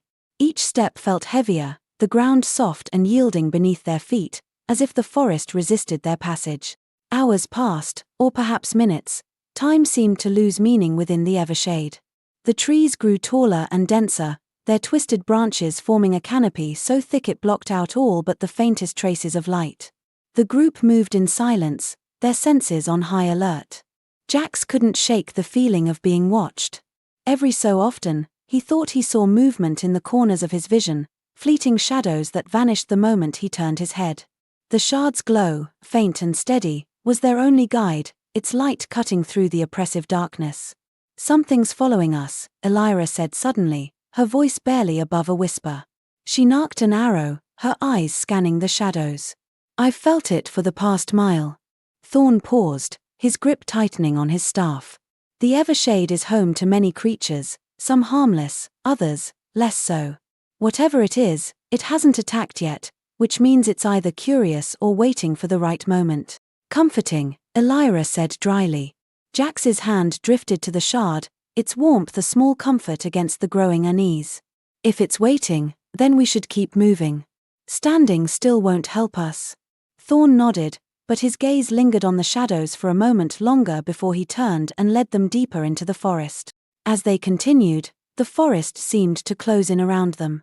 The trees grew gnarled and twisted, their bark etched with strange, glowing runes that pulsed faintly, as though alive. The mist thickened, clinging to their skin and muffling their footsteps. Even the shard's light seemed dimmer, its glow struggling to pierce the oppressive gloom. "What are these runes?" Jax asked, his voice hushed as they passed a particularly large tree with markings that glowed a deep blue. Thorne stopped, studying the runes with a furrowed brow. "Wards," he said after a moment. "Ancient protections meant to keep intruders out. But they've weakened over time, twisted by the forest's magic. Be cautious. Disturbing them could have consequences. Some say the runes lash out, binding intruders in illusions of their worst fears, while others speak of those who touched them vanishing entirely. Their origins are lost, but I suspect they were meant to keep something far worse than us out." Elyra gave the tree a wide berth, muttering under her breath. "Of course it's cursed. Why wouldn't it be?" They pressed on, the weight of the forest growing heavier with each step. The faint rustling they'd heard earlier grew louder, more distinct, and Jax realized it wasn't just one creature following them, it was many. The sound seemed to come from all directions, surrounding them in an invisible circle. "We're not alone," Thorne said quietly, his tone grim. "Prepare yourselves." Elyra drew her bow, her movements swift and practiced. Jax gripped the shard, its warmth flaring slightly in response. The forest seemed to hold its breath, the rustling stopping abruptly, replaced by an eerie silence. Then, from the shadows, they emerged. The creatures were unlike anything Jax had ever seen. Tall and emaciated, their elongated limbs moved with unnatural grace. Their skin, pale and translucent, glistened in the dim light, and their eyes glowed with an otherworldly blue. They moved silently, their forms flickering like shadows as they circled the group. Elyra loosed an arrow, the projectile striking one of the creatures square in the chest. It let out a piercing wail, the sound reverberating through the forest, before collapsing into a heap of mist and shadow. The others hesitated, their glowing eyes narrowing as they regarded the group. "Wraithkin," Thorne said, his voice tense. "Servants of the Veil. They're drawn to the shard's power. Be quick and precise. They're stronger in numbers. Long ago, they were guardians of balance, tasked with protecting the Veil's fragile borders. But over centuries, their purpose twisted, corrupted by the very shadows they once held at bay. Now, they hunger for power, seeking to drag others into the void they serve." As if spurred by his words, the creatures lunged, their movements a blur. Elyra fired arrow after arrow, each shot finding its mark, while Thorne's staff flared with golden light, sending waves of energy that forced the Wraithkin back. Jax held the shard tightly, its warmth spreading through his body as he felt its power surge. One of the Wraithkin broke through the line, its clawed hand swiping toward Jax. He reacted instinctively, raising the shard. The creature's claws met the shard's glow, and with a blinding flash, it disintegrated into ash. The battle was over as quickly as it had begun. The remaining wraithkin dissolved into the shadows, their wails fading into the distance. The forest fell silent once more, the oppressive weight lifting slightly. "Everyone okay?" Jax asked, his voice shaking slightly. Elyra nodded, though her hands still trembled as she lowered her bow. "That was new." Thorne stepped forward, his staff still glowing faintly. "The Evershade is testing us. This was only the beginning. Stay vigilant." Jax glanced at the shard, its light steady and unwavering. The Phoenix's power felt closer now, as though the forest's trials were drawing them toward something far greater. With a deep breath, he tightened his grip and nodded. "Let's keep moving." Together, they pressed on, the forest's shadows looming ever larger around them. The forest shifted again, its pathways growing narrower and its trees more menacing. The runes on the bark now glowed red, their light pulsating like a heartbeat. As the group moved forward, the temperature plummeted, their breath visible in the cold air. "Do you feel that?" Elyra asked, her voice barely audible over the sound of the wind that had started to howl through the trees. Jax nodded, his grip on the shard tightening. "It's colder, but it's not just the air. It feels like something's draining the warmth. Like it's pulling at my chest." Thorne's expression darkened. "A leeching spell. The forest is testing our endurance. Don't stop. If you do, it will pull more than just your warmth." As they moved, the cold seemed to seep into their bones, numbing their fingers and slowing their steps.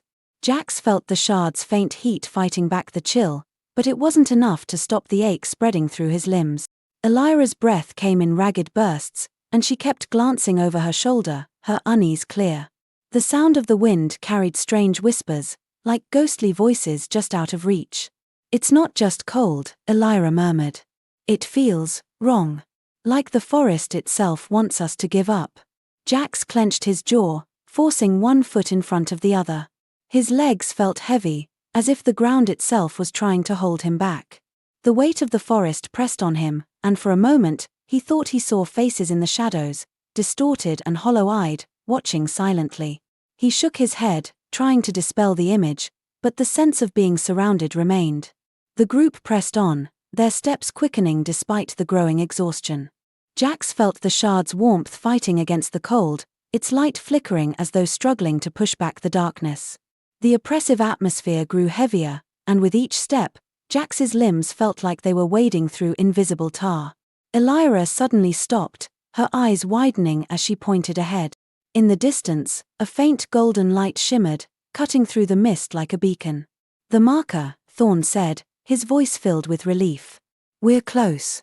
But as they approached, the shadows around them began to coalesce, forming a wall of darkness that blocked their path. The inky barrier pulsed with an unnatural rhythm, as though alive, and faint whispers echoed from within. The forest had one final trial to present, a test not just of strength but of will. Jax could feel the shard vibrating against his chest, its warmth both a comfort and a warning. Whatever lay beyond the marker, it would demand more than courage, it would demand a choice. Chapter 15, The Marker of Resolve. The golden light of the marker pulsed steadily ahead, cutting through the oppressive shadows like a heartbeat. It was close now, but the wall of darkness barring their path felt insurmountable. The whispers emanating from the barrier grew louder, threading through the group's thoughts like tendrils of doubt. Jax stood frozen, staring at the shifting shadows. The shard beneath his tunic burned hotter against his chest, its light flickering faintly as if urging him forward. Yet he hesitated, feeling the weight of the forest pressing against his very soul. "What are we supposed to do?" Elyra asked, her voice low and strained. She glanced nervously at Thorne, who studied the barrier with furrowed brows. "Do we fight it? Go around?" "Neither," Thorne murmured, his staff glowing faintly. "This is a trial, one meant to test our resolve. The marker will not allow us to pass until we prove ourselves worthy. These trials are ancient, designed by those who sought to protect the Veil's balance. Each test is meant to strip away pretenses, forcing those who attempt them to confront their deepest fears and truths. Legends speak of few who passed unscathed, their spirits forged stronger, but many were broken, their failures etched into the forest's memory. And how exactly do we prove that? Elyra retorted, her tone sharp but laced with unease. Thorne didn't answer immediately. Instead, he placed a hand on the barrier, his fingers trembling slightly as the shadows writhed under his touch. A faint ripple spread outward, and the whispers momentarily grew louder, their words unintelligible yet filled with an overwhelming sense of judgment. "It's not just a barrier," Thorne said at last, withdrawing his hand. "It's alive, connected to the magic of the marker. It knows us, sees us. To pass, we must confront whatever it deems we fear most. The marker's magic is tied to our essence, pulling from memories and emotions buried deep within. It doesn't just see fear, it understands it, weaving trials that strike at the heart of who we are." Jax's stomach tightened. "Fear," he echoed. "What if we fail?" Thorne's expression darkened. "Failure means rejection. The forest would likely claim us." Elyra muttered a curse under her breath, clutching her bow tightly. "Of course. Why would it be anything else?" Jax took a shaky breath and stepped closer to the barrier.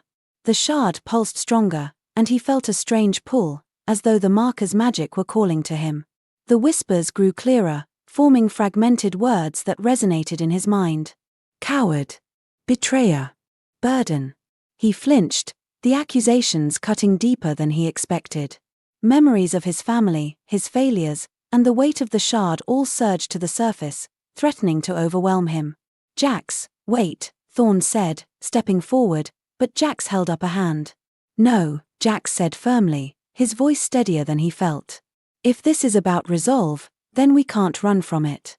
We have to face it." Thorne hesitated, then nodded. "You're right. But remember, this is not just a test of bravery. The marker will force you to confront truths you've hidden even from yourself." "Great pep talk," Elyra muttered, though her smirk was weak. "Let's just get this over with." One by one, they approached the barrier. As each of them stepped closer, the shadows seemed to shift, parting slightly to allow entry. Jax was the last to move, and as he passed through the barrier, the darkness enveloped him entirely. The world dissolved into blackness. The oppressive weight of the forest lifted, replaced by a strange, ethereal stillness. Jax blinked, his surroundings coming into focus. He stood in a vast, empty plain under a blood-red sky. The ground beneath his feet was cracked and barren, and the air was thick with the acrid scent of smoke. Before him stood a figure. It was humanoid but indistinct, its form composed entirely of shifting shadows. Its eyes burned with an intense, golden light, and its voice echoed like the tolling of a distant bell. "You seek the marker's blessing," the figure intoned. "But are you worthy? Will you bear the weight of the shard and the trials to come?" Jax swallowed hard, his heart pounding in his chest. "I don't know if I'm worthy," he admitted. "But I don't have a choice. If I don't try, everyone I care about, will be lost." The figure tilted its head, as if considering his words. "Words are easy. Prove your resolve." The ground beneath Jax shifted, and suddenly he was surrounded by visions. He saw his family, their faces filled with disappointment, their voices a cacophony of judgment. His father's glare bore into him, while his mother's tears spoke of broken hopes. He saw Elyra, blooded and clutching her side, her eyes brimming with betrayal as she mouthed silent accusations. The world around him darkened further, consumed by shadow, as the veil trembled and cracked like fragile glass. The air grew thick and stifling, pressing against his chest and forcing his breaths to come in shallow gasps. Jax's knees buckled under the weight of the visions, his limbs trembling as an icy tendril of despair coiled around his heart, whispering of his unworthiness and failure. The visions clawed at his mind, each one sharper and more painful than the last. But through it all, the shard's warmth persisted, a steady reminder of his purpose. He clenched his fists, forcing himself to focus. "These fears, they're mine," he said, his voice trembling but resolute. "But they don't define me. I've made mistakes, but I'll keep fighting. I won't give up." The shadowy figure regarded him silently for a moment before stepping aside. The visions faded, and the blood-red sky lightened slightly. "You may pass," the figure said. But know this, your resolve will be tested again, and the cost will be great. The veil exacts its price from all who dare to challenge it, whether it be your strength, your bonds, or even your very soul. Steel yourself, Shardbearer, for the balance you seek demands sacrifice. Jax nodded, his chest heaving as he stepped forward. The marker's golden light grew brighter, enveloping him in its warmth. For a brief moment, he felt a surge of clarity, a connection to something greater than himself. And then he was through. Jax emerged on the other side of the barrier to find Thorne and Elyra waiting. Both looked shaken, their eyes haunted by whatever trials they had faced. You made it, Elyra said, offering him a weak smile. I was starting to think you'd decided to stay in there. Jax managed a small chuckle, though his limbs felt like lead. Didn't think you'd miss me that much. Thorne's expression was grim as he studied Jax. The marker has accepted you. But its warning was clear. The path ahead will demand more than just strength. Jax nodded, gripping the shard tightly. Then we'd better be ready. Behind them, the marker's light flared one last time before dimming, its golden glow retreating into the shadows of the forest. The group stood in silence, the weight of their trials heavy on their shoulders as they prepared to face whatever lay ahead. The forest seemed to sense their victory, its shadows pulling back slightly as if granting them a moment's respite. The oppressive weight lifted, but a low hum lingered in the air, a reminder of the dangers yet to come. Jax's mind replayed the visions, each one etched vividly into his memory. His family's disappointed faces, Elyra's pain, the destruction of the world, these weren't just fears, they were possibilities. He felt the shard pulse gently against his chest, as if reassuring him. I saw things, Elyra said quietly, her voice breaking the silence. She stared ahead, her hands gripping her bow so tightly her knuckles turned white. Things I hope never come to pass. Thorne glanced at her but said nothing, his expression contemplative. Instead, he turned his gaze to Jax. The shard draws out more than just magic. It connects us to the truths of this world, the good and the bad. Whatever you faced, remember it. It may guide you, even if it doesn't comfort you. Jax nodded, the weight of Thorne's words settling heavily on him. What did you see? He asked after a moment, his voice soft. Thorne hesitated, his eyes distant. The past, he said finally, and the cost of failure. Elyra glanced at him sharply but didn't press further. Instead, she turned back to the path ahead. So, what now? The marker let us through, but I doubt that's the end of it. Thorne's staff glowed faintly as he studied the forest. The marker's light has faded, but its energy lingers. We follow it. It will guide us to the next step. The group moved forward, the forest gradually thinning as they walked. The air grew warmer, the mist less oppressive, but the tension didn't dissipate. Every sound seemed amplified, the crunch of their boots, the distant rustle of leaves, the faint whisper of wind. It was as if the forest were watching, waiting for its next move. The trees themselves seemed to lean inward, their gnarled branches forming shapes that mimicked grasping hands. Jax couldn't help but feel the weight of unseen eyes, a sensation that mirrored the unease settling in his chest. The shifting shadows ahead seemed to breathe, hinting that the forest wasn't just alive but preparing to challenge them once more. As they walked, Jax couldn't shake the feeling that the marker's trial had only scratched the surface of what lay ahead. Whatever truths the shard had revealed, he knew one thing for certain: their journey was far from over, and the stakes were higher than ever. The path ahead curved sharply, disappearing into the shadows once more. Jax tightened his grip on the shard, its warmth a steady reminder of his purpose. Whatever lay beyond, he would face it. Together, they would face it. The path twisted sharply, leading the group deeper into the forest. The warmth of the fading mist gave way to an unsettling chill, and the trees grew denser, their gnarled branches clawing at the sky. Each step felt heavier than the last, as though the earth itself resisted their progress. Jax glanced at Thorne, whose steady pace never wavered. The mage's staff glowed faintly, illuminating the uneven ground. Elyra walked close behind, her bow at the ready and her eyes darting to every shadow. Does it feel different to you? Elyra asked, her voice hushed. Like we've stepped into a place that shouldn't exist. Thorne nodded.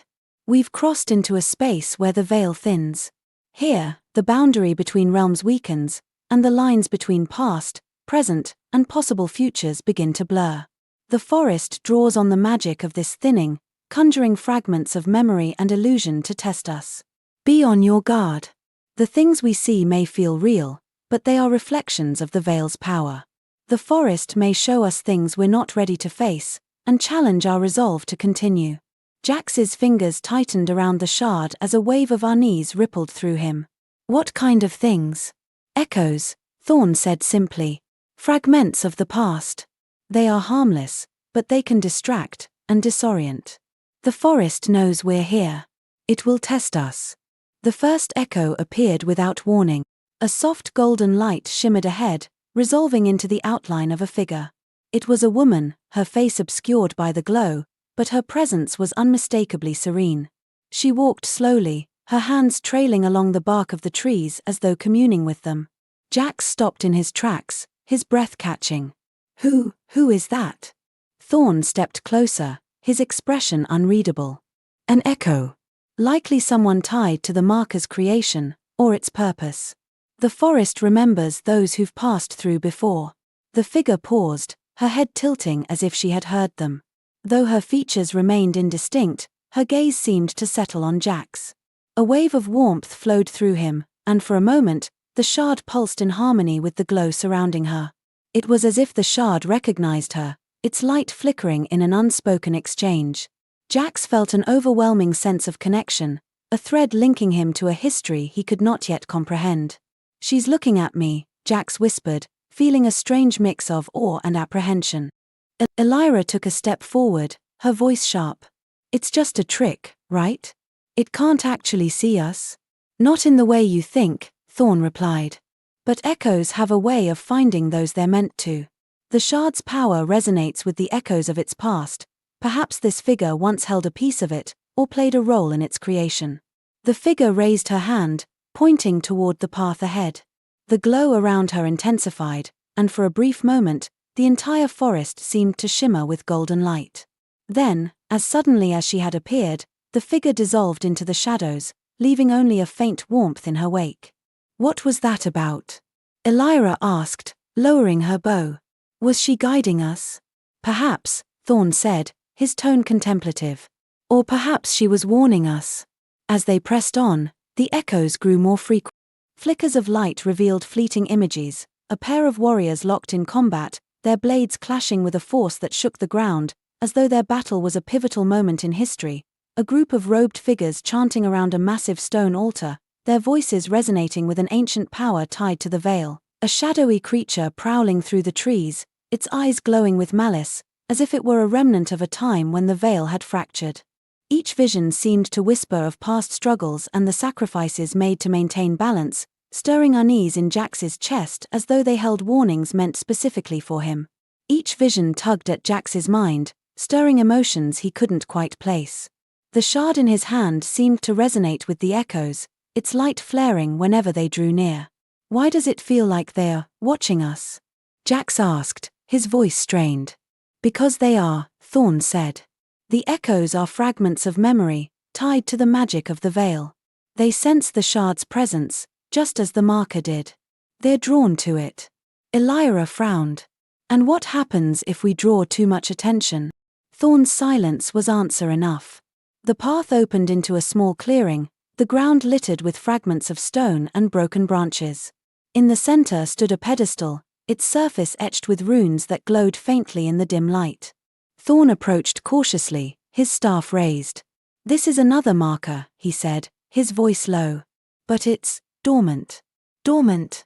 Jax echoed, stepping closer. What does that mean? It means it's waiting, Thorne said. For what, I can't say. But we should be careful. Jax reached out, his hand hovering over the pedestal. The shard pulsed in his grasp, its light growing brighter. He hesitated, glancing at Thorne for guidance. Only touch it if you're ready, Thorne warned. The marker's magic is unpredictable. It could reveal answers, or more trials. Taking a deep breath, Jax placed the shard on the pedestal. The runes flared to life, their light weaving intricate patterns across the stone. A low hum filled the air, and the clearing seemed to vibrate with energy. A voice echoed through the space, soft but commanding. "Bearer of the shard, you stand at the crossroads of fate. Will you walk the path of light, or shadow?" Jax's heart pounded as the voice faded, replaced by a growing roar. The ground beneath him shifted, and the clearing dissolved into chaos. Shadows erupted from the trees, twisting and writhing as they converged on the pedestal. "Jax!"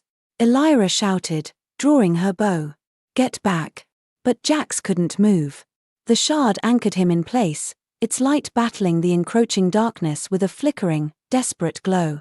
Tendrils of shadow coiled around his legs like cold, clammy fingers, sending sharp jolts of icy pain up his spine. His breath came in shallow gasps, each inhale feeling like a weight pressed against his chest. The air grew thick with the scent of damp earth and something acrid, burning at the edge of his senses. Jax gritted his teeth, sweat trickling down his temple, as every muscle in his body strained against the unseen force pulling him toward the shadows. A faint whisper, almost indistinguishable, brushed against his ears, weaving cruel words of doubt and fear that pierced his thoughts like shards of glass. He clung to the shard, its warmth a fragile beacon in the suffocating void, his only anchor against the consuming darkness. "Hold on." Thorne's voice cut through the noise, and a flash of blue light erupted as his staff struck the ground.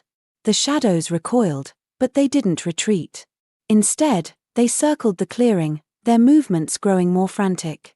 Jax's vision blurred, the weight of the shard's power pressing down on him. Images flooded his mind, visions of the veil, of the markers, of a world teetering on the brink of collapse. And then, as quickly as it had begun, the chaos ceased. The shadows melted away, the runes on the pedestal dimmed, and the clearing fell silent once more. Jax stumbled back, his breath ragged. What was that?" Thorne steadied him, his expression grim. "The marker is testing you. Testing all of us. And it's only just begun. Whatever lies ahead will demand more of us, more strength, more courage, and more sacrifice. It will strip away every illusion until only the truth remains." The quiet that followed the chaos was unnerving. It was not the peace of resolution but the foreboding silence of anticipation. The air around the clearing seemed heavier now, each breath labored as though the veil itself pressed upon them. Jax swayed on his feet, the shard still clutched tightly in his hand. The pulsing light had dimmed but not extinguished, as if conserving its strength for what lay ahead. Elyra was at his side in an instant, her grip on his arm firm. "You all right?" she asked, concern shadowing her voice. Jax nodded, though his body trembled from the aftershocks of the marker's magic. "I'm fine," he said, his voice rough. "Just wasn't ready for that." "Few ever are," Thorne said, his tone solemn. He turned his gaze back to the pedestal, the faint glow of the runes casting long shadows across his face. His fingers tightened around his staff as though grounding himself. There was a weight in his expression, an unspoken understanding of the trials Jax had faced. Thorne's mind flickered with memories of others who had stood before markers like this, those who had passed and those who had failed. The burden of guiding yet another through these rites was etched into the furrows of his brow, but he pushed the doubt aside. This marker saw something in you, Jax, something worth its judgment. But be prepared, its demands are rarely kind. The marker didn't reject you, Jax. That means something. But its approval is not without cost. Elyra frowned, her bow still in hand. "You keep talking about cost and trials. What exactly are we paying for?" Thorne's eyes darkened. "The right to wield the shard's power. The veil is not forgiving, nor is it indiscriminate. It demands proof of worth, and it will extract its price from all who attempt to use its gifts." Jax's grip on the shard tightened. "What kind of price?" Thorne hesitated, his gaze dropping to the ground. "Sometimes it's time. Sometimes it's memories. And sometimes, it's far worse. The veil thrives on balance, and what it gives, it must also take away." Elyra's jaw clenched. "And you thought now was a good time to mention this? Would it have stopped you?" Thorne asked, his tone sharp. "The shard chose Jax. That path was set the moment he touched it. We're here now, and we must see it through." The forest beyond the clearing was darker than before, the trees pressing in close as if conspiring to trap them.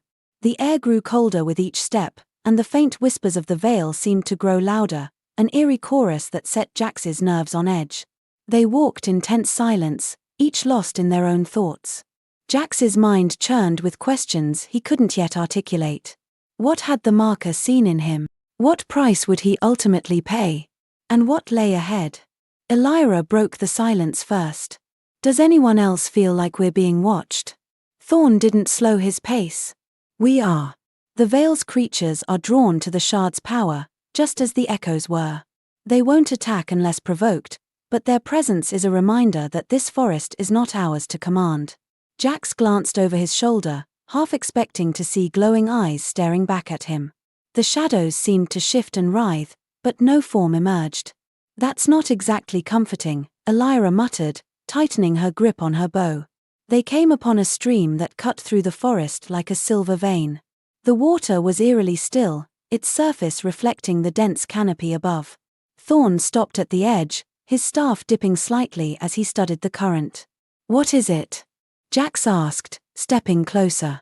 Thorne's expression was grim. This stream is not natural. It's an illusion, a manifestation of the Veil's magic. Crossing it will require care. Elyra raised an eyebrow. Care how? It's just water. Not just water, Thorne corrected. It's a barrier. Step into it unprepared, and it will show you what you fear most. If you can't overcome it, you'll never emerge. Jax stared at the stream, his chest tightening. What do we do? Thorne turned to him, his gaze steady. The shard will protect you, but you must trust it. Let it guide you through. Its power is bound to the Veil itself, a fragment of its ancient will. The shard recognizes the forces that threaten the balance, and it seeks to shield those it deems worthy. Trusting it is not just about faith, it's about understanding the connection you now share with something far older and more intricate than you realize. Jax swallowed hard, his palms damp as he gripped the shard. Without waiting for further explanation, he stepped into the stream.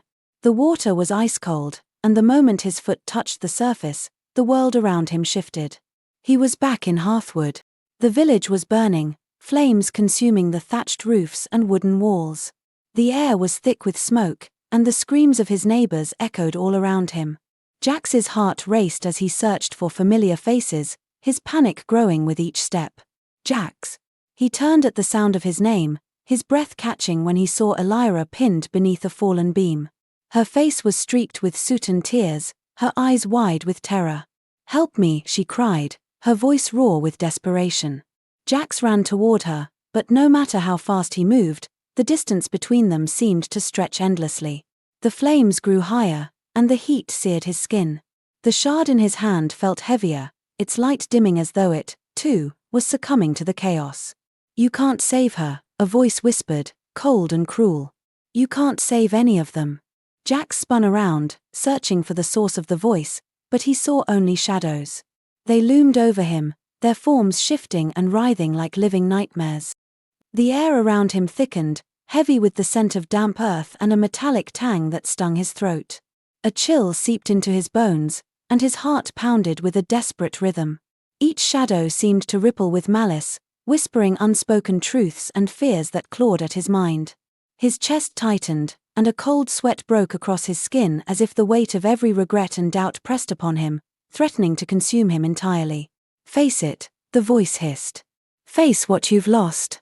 Jax fell to his knees, the weight of the shard dragging him down.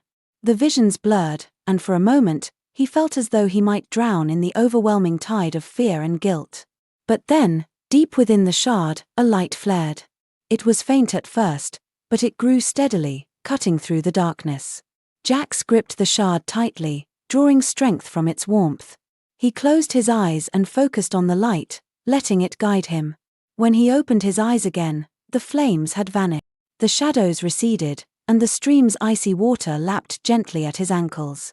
Jax stumbled forward, gasping for air as he emerged on the other side. Elyra and Thorne were waiting for him, their expressions a mix of relief and concern. "You made it," Elyra said, her voice trembling slightly. "What did you see?" Jax shook his head, his grip on the shard unyielding. It doesn't matter, he said. We have to keep moving. Thorne nodded, his gaze lingering on Jax for a moment longer. The path ahead won't be easier. But you've proven you can face it. Let's go. As the group moved beyond the stream, the forest changed again. The canopy thickened until it blotted out most of the light, leaving them in a twilight world of shifting shadows. The oppressive darkness seemed to weigh on their spirits, each step growing heavier as if the forest itself sought to sap their resolve. Jax found his thoughts spiraling, haunted by the whispers that wove through the trees, their words too faint to understand but potent enough to kindle doubt. Elyra tightened her grip on her bow, her eyes darting toward every rustle of leaves, her usual confidence tempered by unease. Thorne's face was unreadable, but his tightened jaw and firm grip on his staff betrayed his tension. It was as though the forest's magic probed at their weaknesses, testing the cohesion of their group and the strength of their purpose. The whispers of the veil grew louder, forming half-heard words that seemed to speak directly to Jax. Do you feel it? Elyra asked, her voice barely above a whisper. Jax nodded. It's like the forest is alive. Watching us. It is, Thorne confirmed. The veil's presence grows stronger here. We're nearing another marker. Be prepared for anything. Jax tightened his grip on the shard. The visions, the shadows, the whispers, everything seemed to be converging, pulling him toward some unseen truth. He could feel the weight of the shard's power more acutely now, as if it were responding to the forest's magic. The path ahead narrowed, forcing them to move single file.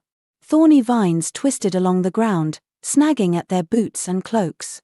The air grew colder still, and Jax could see his breath misting in front of him. Then, without warning, the trees opened into another clearing. This one was larger than the last, dominated by a massive stone obelisk that rose from the center. The obelisk's surface was cracked and weathered, its edges softened by the passage of untold centuries. Faint runes glowed along its base, their light flickering like the embers of a dying fire. Moss and creeping vines clung to its sides, a testament to the ancient power it had once commanded and the passage of time that had dulled its strength. Whispers seemed to emanate from the stone itself, as though it carried the echoes of those who had once stood before it, their voices now lost to the veil. The obelisk was covered in runes that glowed faintly, their light pulsing in time with the shards. This is it, Thorne said, his voice heavy with reverence. The second marker. Jax stared at the obelisk, a sense of dread and anticipation swirling in his chest. Whatever lay ahead, he knew it would test him in ways he couldn't yet imagine. The clearing felt like the eye of a storm, an unnatural stillness that made the skin crawl. The obelisk loomed before them, its runes pulsing faintly like a heartbeat. Jax tightened his grip on the shard, feeling its warmth intensify as though it recognized the ancient marker. The weight of the moment pressed down on him, and he struggled to suppress the rising tide of doubt. So, what now? Elyra's voice broke the silence, but it was hushed, as though she feared speaking too loudly might disturb the marker's magic. Thorne stepped forward, his staff tapping softly against the mossy ground. Now, we find out what the marker requires. Each one is different. Some test the body, others the mind, and a few, the soul. He glanced back at Jax, his expression unreadable. This one will judge you, Shardbearer. It will show you truths you might not want to face. Be prepared for anything. Great, Elyra muttered, her bow still in hand. Because everything so far has been so easy. Jax forced a weak smile but said nothing. His eyes were locked on the obelisk, the runes' flickering light seeming to draw him in. As he took a step closer, the ground beneath his feet shifted. It wasn't a physical change but something deeper, as if the earth itself was attuning to his presence. The shard pulsed in his hand, its light growing brighter. The runes on the obelisk responded, flaring to life in a cascade of colors that illuminated the clearing. A low hum filled the air, resonating in Jax's chest and making his heart race. It's starting, Thorne said, his voice low. He raised his staff, planting it firmly into the ground. Stay back, both of you. This trial is for Jax alone. Elyra hesitated, her gaze darting between Thorne and Jax. You better come back in one piece, she said, her tone laced with forced confidence. Jax nodded, swallowing the lump in his throat. I'll try.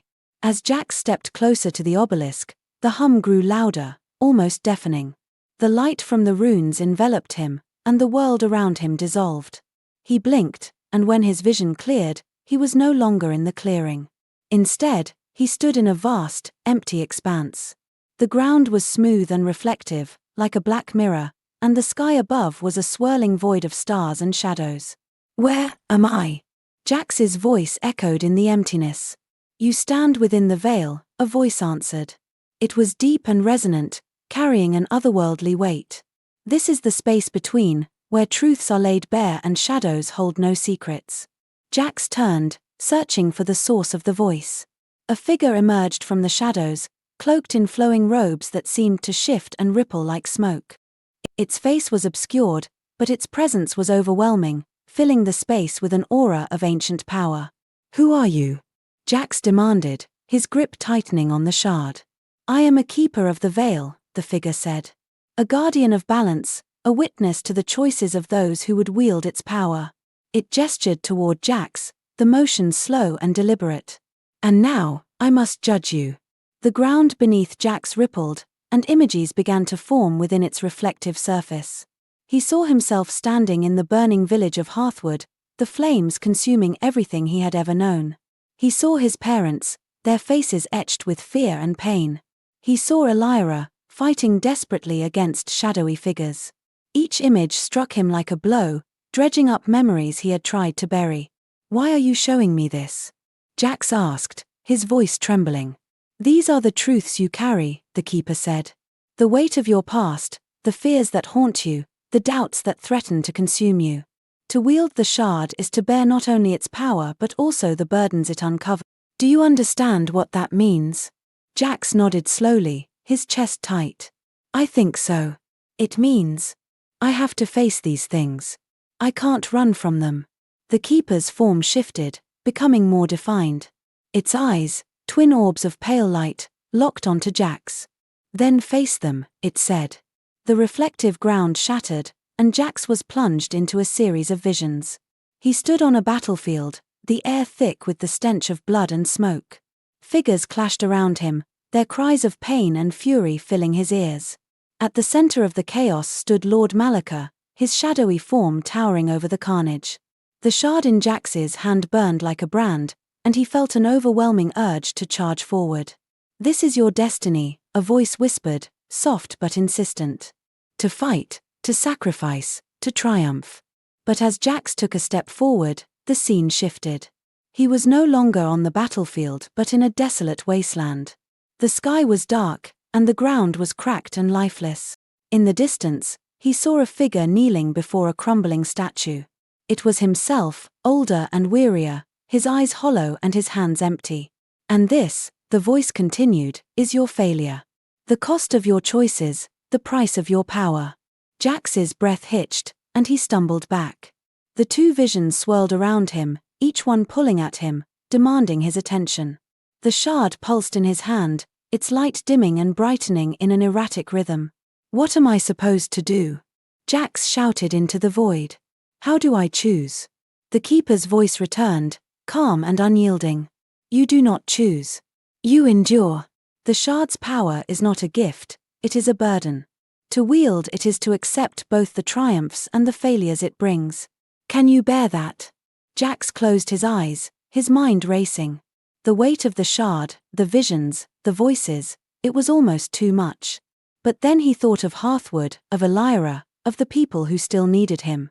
He thought of the veil and the balance it demanded. "Yes," he said, his voice steady. "I can bear it. I have to." The visions faded, and the reflective ground reformed beneath his feet.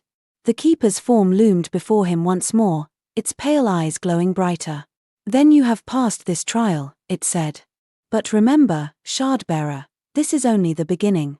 The path ahead is fraught with peril, and the balance you seek to restore will demand more than you can imagine." The light from the shard flared, and the world around Jax dissolved. When his vision cleared, he was back in the clearing, the obelisk's runes dim once more. Elyra rushed to his side, her eyes wide with concern. "Jax, are you all right?"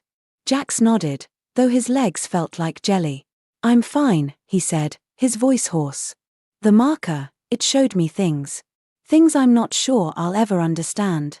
Thorne placed a hand on his shoulder, his expression grave. Understanding comes with time. What matters is that you faced the trial and emerged stronger for it. The shard has accepted you, Jax. But the veil, it will not make this journey easy.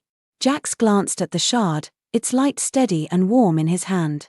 He took a deep breath, grounding himself. Then we keep going, he said. Whatever comes next, we face it together. Thorne nodded, and Elyra gave him a faint smile. Together, they turned toward the path ahead, the shadows of the veil stretching before them.